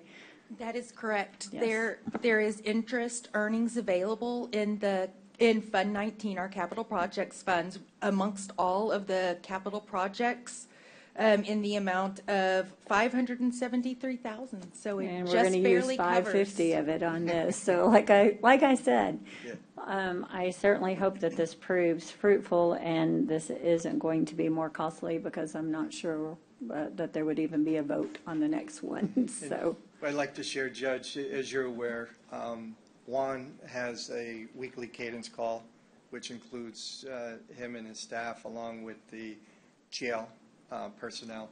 So we go through that, which I believe we're probably going to continue that cadence call as we continue to move forward. And I think, if we continue to work it as a team, let's see, rather than making the assumptions today of what it's going to be like, doing one at a time, let's see where we can go, and if everything is timed. So if we can keep this all wrapped up into the time period, then I wouldn't have to come back with that. But we'll keep you abreast of that. Mhm. It won't stop us from continuing to start this week. And you're working on schedules, and your start date is what? I'm going to come over and watch. I want Called somebody in pre-work is taking place this week, Yes. and they will be Tuesday, right after the holiday. They will be starting 5-1. Okay. Well, then I would make the motion to accept the change order number 5 with utilizing the interest on the capital projects. Second. Fund. I have the $550,000 with your start date, and we have a second on that. Is there any other discussion? All being none, all those in favor say aye. Aye. Aye. Any opposed, same sign. Thank you very much, then. Thank you for your time. Mhm.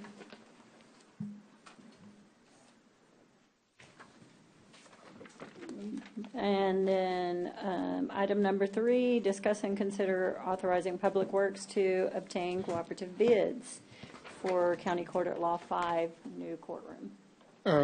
Yes, Judge and Commissioners, Public Works is recommending for Public Works to obtain cooperative bids as a method of procurement for the County Court at Law number 5. So moved. Second. We have a motion and a second. Any other discussion? All those in favor say aye. Aye. Aye. Any opposed, same sign. Thank you, Motion Judge. passes. Thanks, Thank you. Commissioners. Thank Appreciate you, Juan. 3, item C1, discuss and consider awarding and executing a contract with Texas Pack and Load Sales. And hello, Jason, how are you? Judge, Commissioners, on February 8th, 2023, Texas Pack and Load ER Sales was conditionally selected for RFP 3212. This item is to award and execute a contract with Texas Pack and Load. This heavy equipment is for Public Works, and it has been reviewed by the county attorney for legal sufficiency. Public Works recommends approval. So moved, Judge. Second. We have a motion and a second. Any other discussion? All those in favor say aye. Aye. Aye. Any opposed, same sign. The motion passes. C2, discuss and consider approval for method of procurement IFP for Nueces County Courthouse 6th floor renovations. Yes, so on March 22nd, Public Defender's Office requested and received approval from Commissioners Court to create office space on the 6th floor. This item gives purchasing permission to publish an IFB to renovate that portion of the courthouse. So moved, Judge. Second. We have a motion and a second. Any other discussion? All those in favor say aye. Aye. Aye. Any opposed, same sign. The motion passes. Item C3, discuss and consider award and execution of agreement with Progressive Structures for the Hazel Bazemore splash pad. Yes, so on April the 26th, 2023, Commissioners Court conditionally selected Progressive Structures for IFB 3231.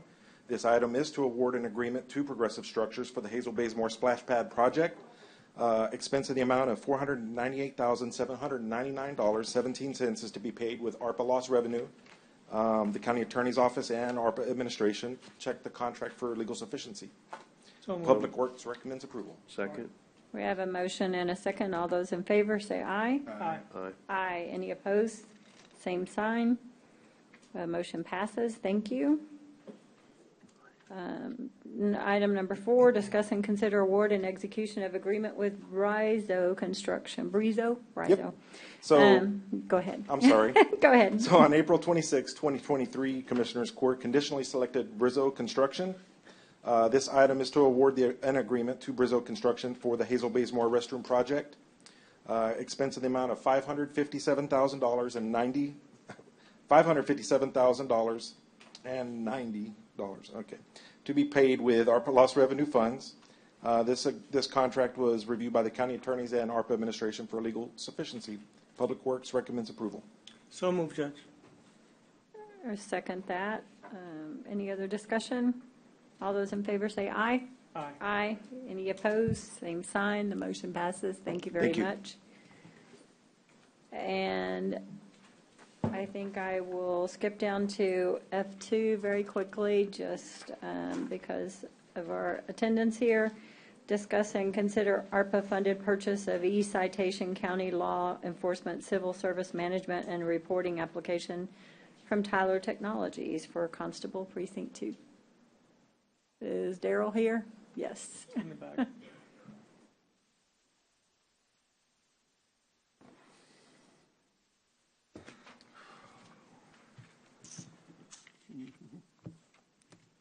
I talked to you about this earlier. Do you want to say anything about it? I know it's been approved. It's Yes, it's been a very long process, and we've gotten through it. Everything has gone well with it. Been reviewed by the county attorney a few times, as well as IT, and we've kept the costs in good control. In fact, it's coming in quite well. We've just got the funding has stayed the same that was allocated to it for ARPA funding for the buy-in amount. And this amount is a lot larger this first year. The next years, you said, just for monitoring, won't be quite this high. Did I Yes, understand you correctly that yesterday? Yes, the total of $150,483 is that's the buy-in amount. That's the first year amount for implementation. One thing about this that we worked out is that after we do this initial buy-in, it's going to be 18 months from there before we even start the annual payments, because it's going to, I had a very lengthy meeting with Tyler Technologies that had about 8 of them online, and it went pretty well that they wouldn't charge us anything during the entire implementation phase, and 18 months out is a pretty long time, never seen that, and also got them from a 5% increase annually to a 3%, and I think you talked about all of that before, so yeah. I think. And they knew we were under ARPA constraints, so that helped control the cost as well. And this agreement also, per ARPA, has a 30-day convenience termination each year as well. So I'll make the motion to approve. Second. We have a motion and a second. Any other discussion? All those in favor say aye. Aye. Aye. Any opposed, same sign. The motion passes. Thank you very much. Thanks for being here. Moving back, sorry. There's another IT one, I can wait. Oh, I'll go ahead and do you. F1, discuss and consider authorizing and approving a Texas DIR contract with Dell Technologies in the amount of $159,878, and that's just for your computers, that this is on a.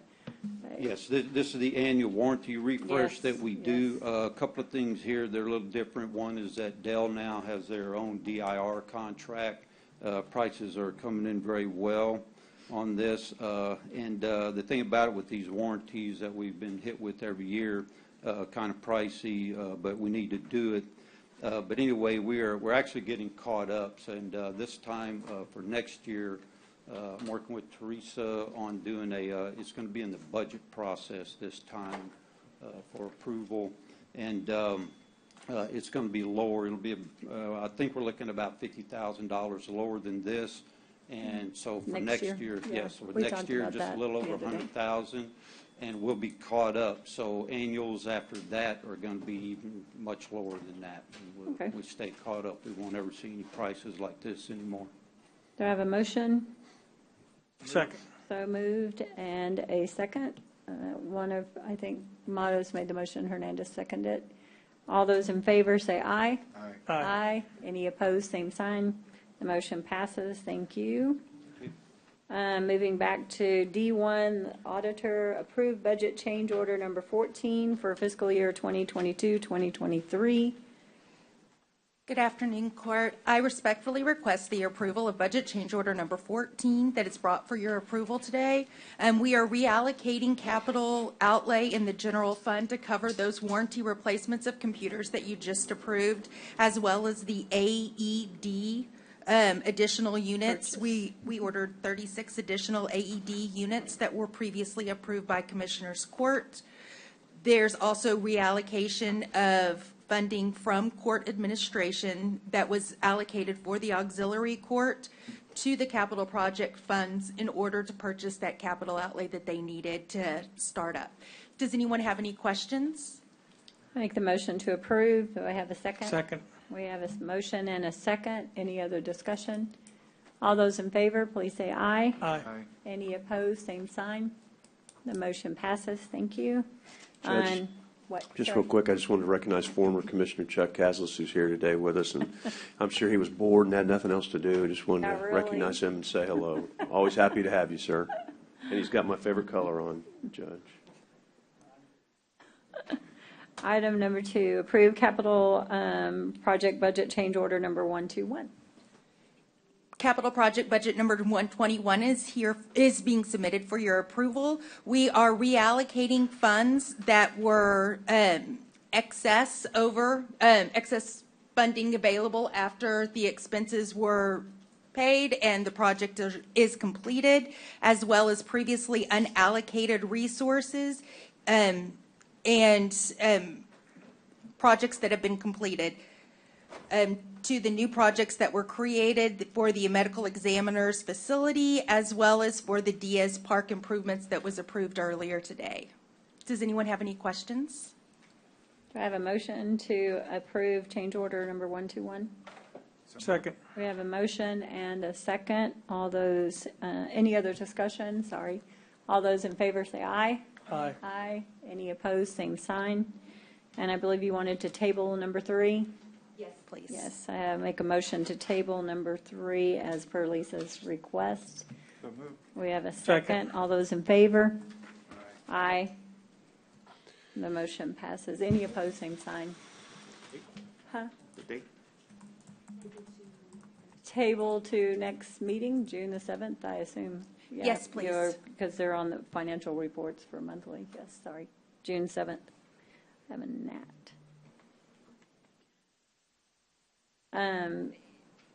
Item E1, Human Resources. Discuss and consider approving an increase in salary supplement for 3 positions within the Sheriff's Office in the amount of $5,000 per year plus benefits. Funding will come from the Sheriff's Inmate Benefit Fund 1324. And I believe this has gone to the county attorney, and I know in the past, we have been, it's been approved by HR and the county attorney on the funding source for this. It is a legitimate use of those private funds that the sheriff has in his control. So, from the commissary funds, yes. We did confirm that those positions are dealing directly with the commissary funds.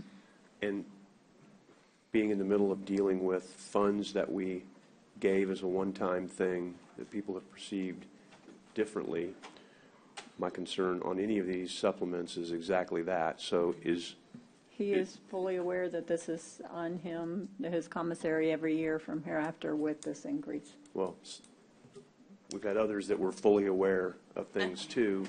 Administrations change, people change, things get twisted up. So I want to make sure that this is clearly on the record that the only way these supplements get paid, and so, you know, because, and I'm going to do this for everyone. I'm not picking on anybody here because I'm going to do this for everyone from now on because I'm just so befuddled at some of the responses we've gotten on giving one-time supplements and two-time supplements and people forgetting those things.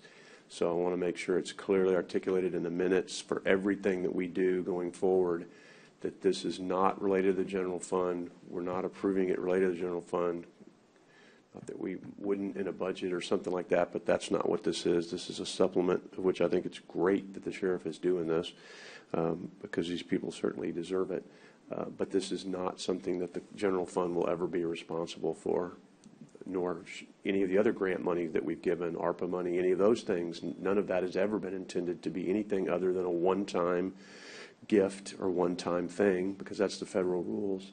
So I want to make sure that we're clearly articulating this, and I'm going to do it on everything else that I can see coming forward on all these, because, you know, it just comes back to bite you when you try to do something nice, and it comes back to bite you. So I'm supportive of this, but what would make the motion to pass it with the minutes clearly reflecting this is not tied to the general fund, won't be tied to the general fund, and will always be tied to the sheriff's inmate benefit fund. So that would be my motion. We have a motion. Do I have a second? I'll second it. Any other discussion? We're running out of people. I know. It's like everybody's gone. All those in favor, say aye. Aye. Aye. Any opposed, same sign. I didn't realize Commissioner Hernandez had walked out. Moving on to E2, discuss and consider approval to reclassify the 2 environmental officer positions from pay group 20 to pay group 23. Salary increase will be funded by deletion, that means removal of the senior clerk position, pay 13, which remains vacant. Yes, Judge and Commissioners, Public Works is recommending reclassifying the 2 environmental enforcement officers. By proposing this, there'll be a $8,000 salary savings. So there'll be a I'm going to savings. come back and ask for this position. It is No, ma'am. deleting this position to come up with these Yes, funds. ma'am. Yes. Yes, And I ma'am, think we'll come back. this again this is different than the other one, but this is good. This falls within the policies of the court and the law in which we operate, which is if you're going to ask for something like this, then there has to be a permanent deletion, because when we're For sure. doing this during a budget, the law says we can't adjust the budget. So what this is doing is permanently deleting a position and creating a cost savings for the county, Yes, sir. and getting these folks paid like they're not still paid enough. We get Just closer. it, but getting that, Yes, and so I make the motion to definitely pass this. We have And a appreciate your motion efforts on to how you did it. pass. Thank you. Sorry. Do I have a second? Second. We have a motion and a second to pass. Any other discussion? Yes, go ahead, Lisa. Isn't there one of these positions that's funded through ARPA? So No, that position is Yeah, vacant. I and thought. that position is vacant, and we'll be requesting not to fund it for next year's. But that's not this position. That's No, not that's this not this This position, is a either one current of those. position you're eliminating that's not ARPA funded. That's correct. Yes. Okay, good question. Yes, I asked that It's a good before, question. but it's a good question, It's a good Lisa, question. yes. Thank you. Judge, Commissioners, thank you. I appreciate it. Thank you. Did we vote? I think we have a motion and a second. All those in favor say aye. Aye. Aye. Any opposed, same sign. The motion passes. Thank you. Thank you. Thank you. We miss you with your dog, though. I mean, that's really.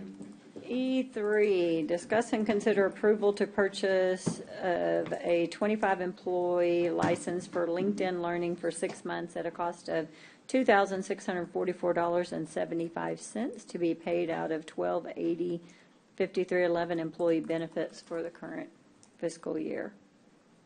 So I was actually hoping Michael would be here, but I came just in case he wasn't.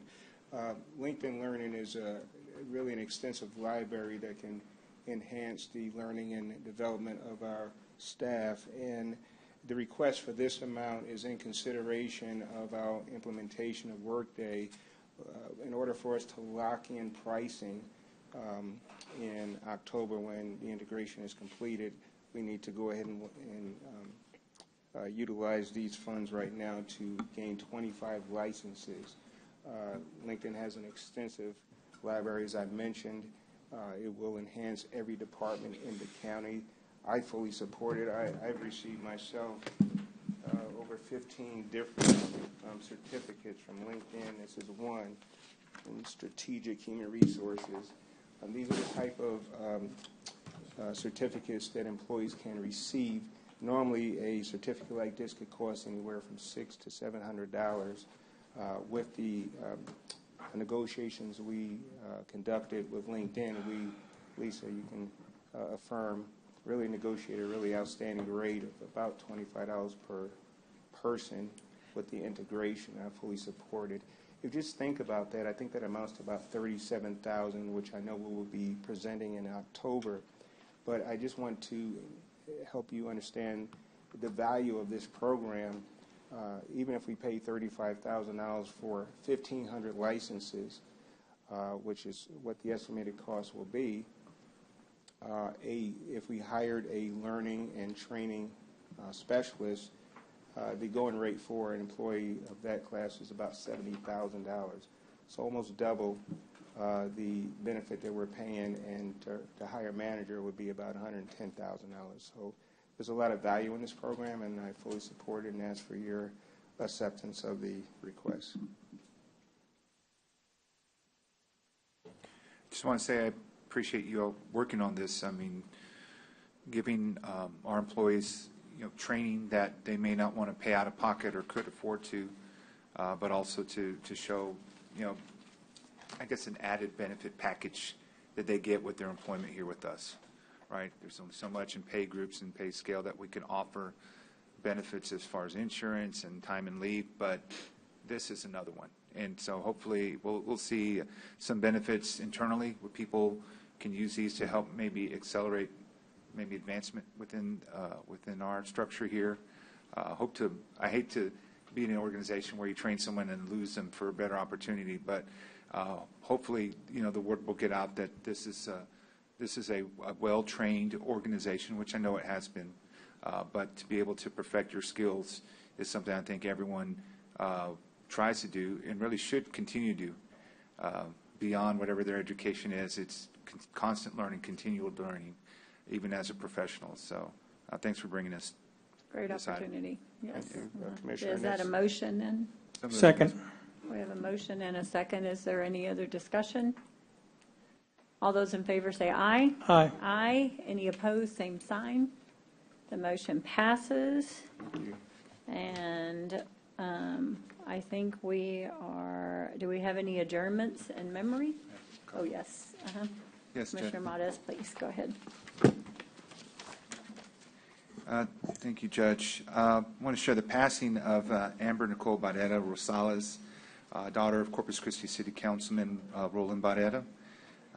She had passed away last week, left behind 2 children, and our thoughts and prayers are with her parents, Roland Barrera, Councilman Barrera, and her mother, Kimberly Adams. Absolutely. Also like to recognize the passing of Catalina del Carmen Peña, who is the mother of our community of Carmen Peña over at Community Services. She passed away on May the 11th at the age of 92. and she has a really rich history of life, and I know her family misses her. The services were held last week with the rosary and burial last May the 16th and 17th, and our thoughts and prayers are with Godwin and her family. I've got one, Judge. Yes, please go ahead. This is Mia Isabel Herrera, age 16. She was a sophomore at Mary Carroll High School. Mia was the most lovable and happy and funniest sweet girl. Mia Isabel Herrera is preceded in death by her grandpa, Calendario Hinojosa and Rodolfo Herrera Sr. She is the niece of Esmeralda Herrera Taran, Executive Director of Antonio E. Garcia Arts and Education. Can't hear you. Sorry. Tell Bad me. habit. Do all over again?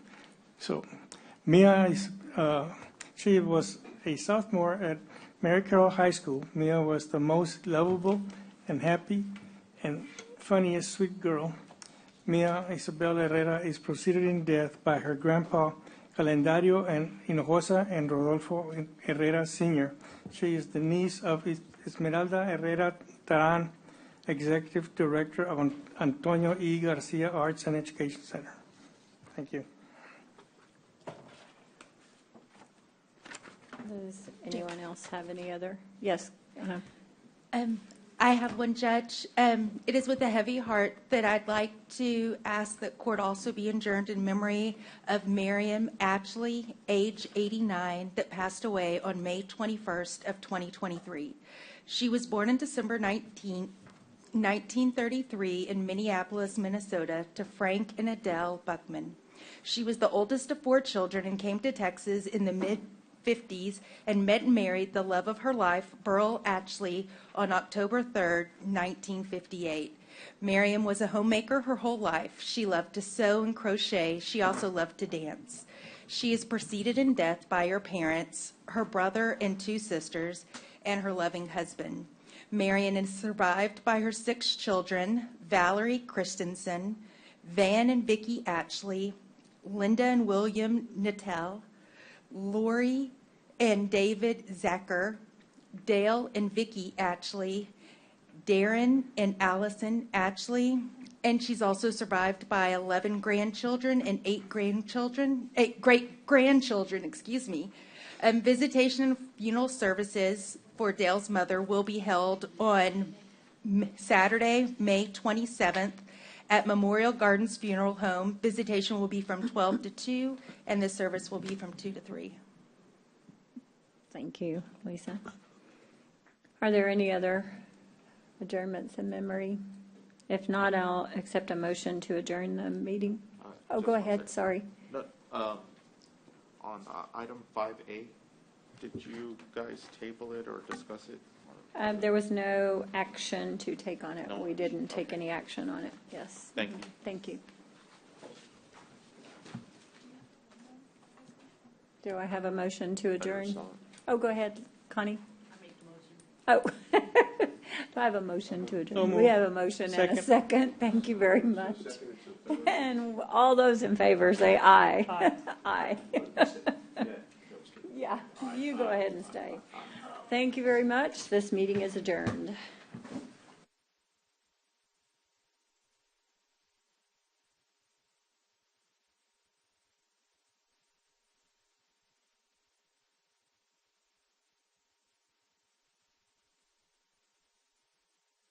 Is coming back.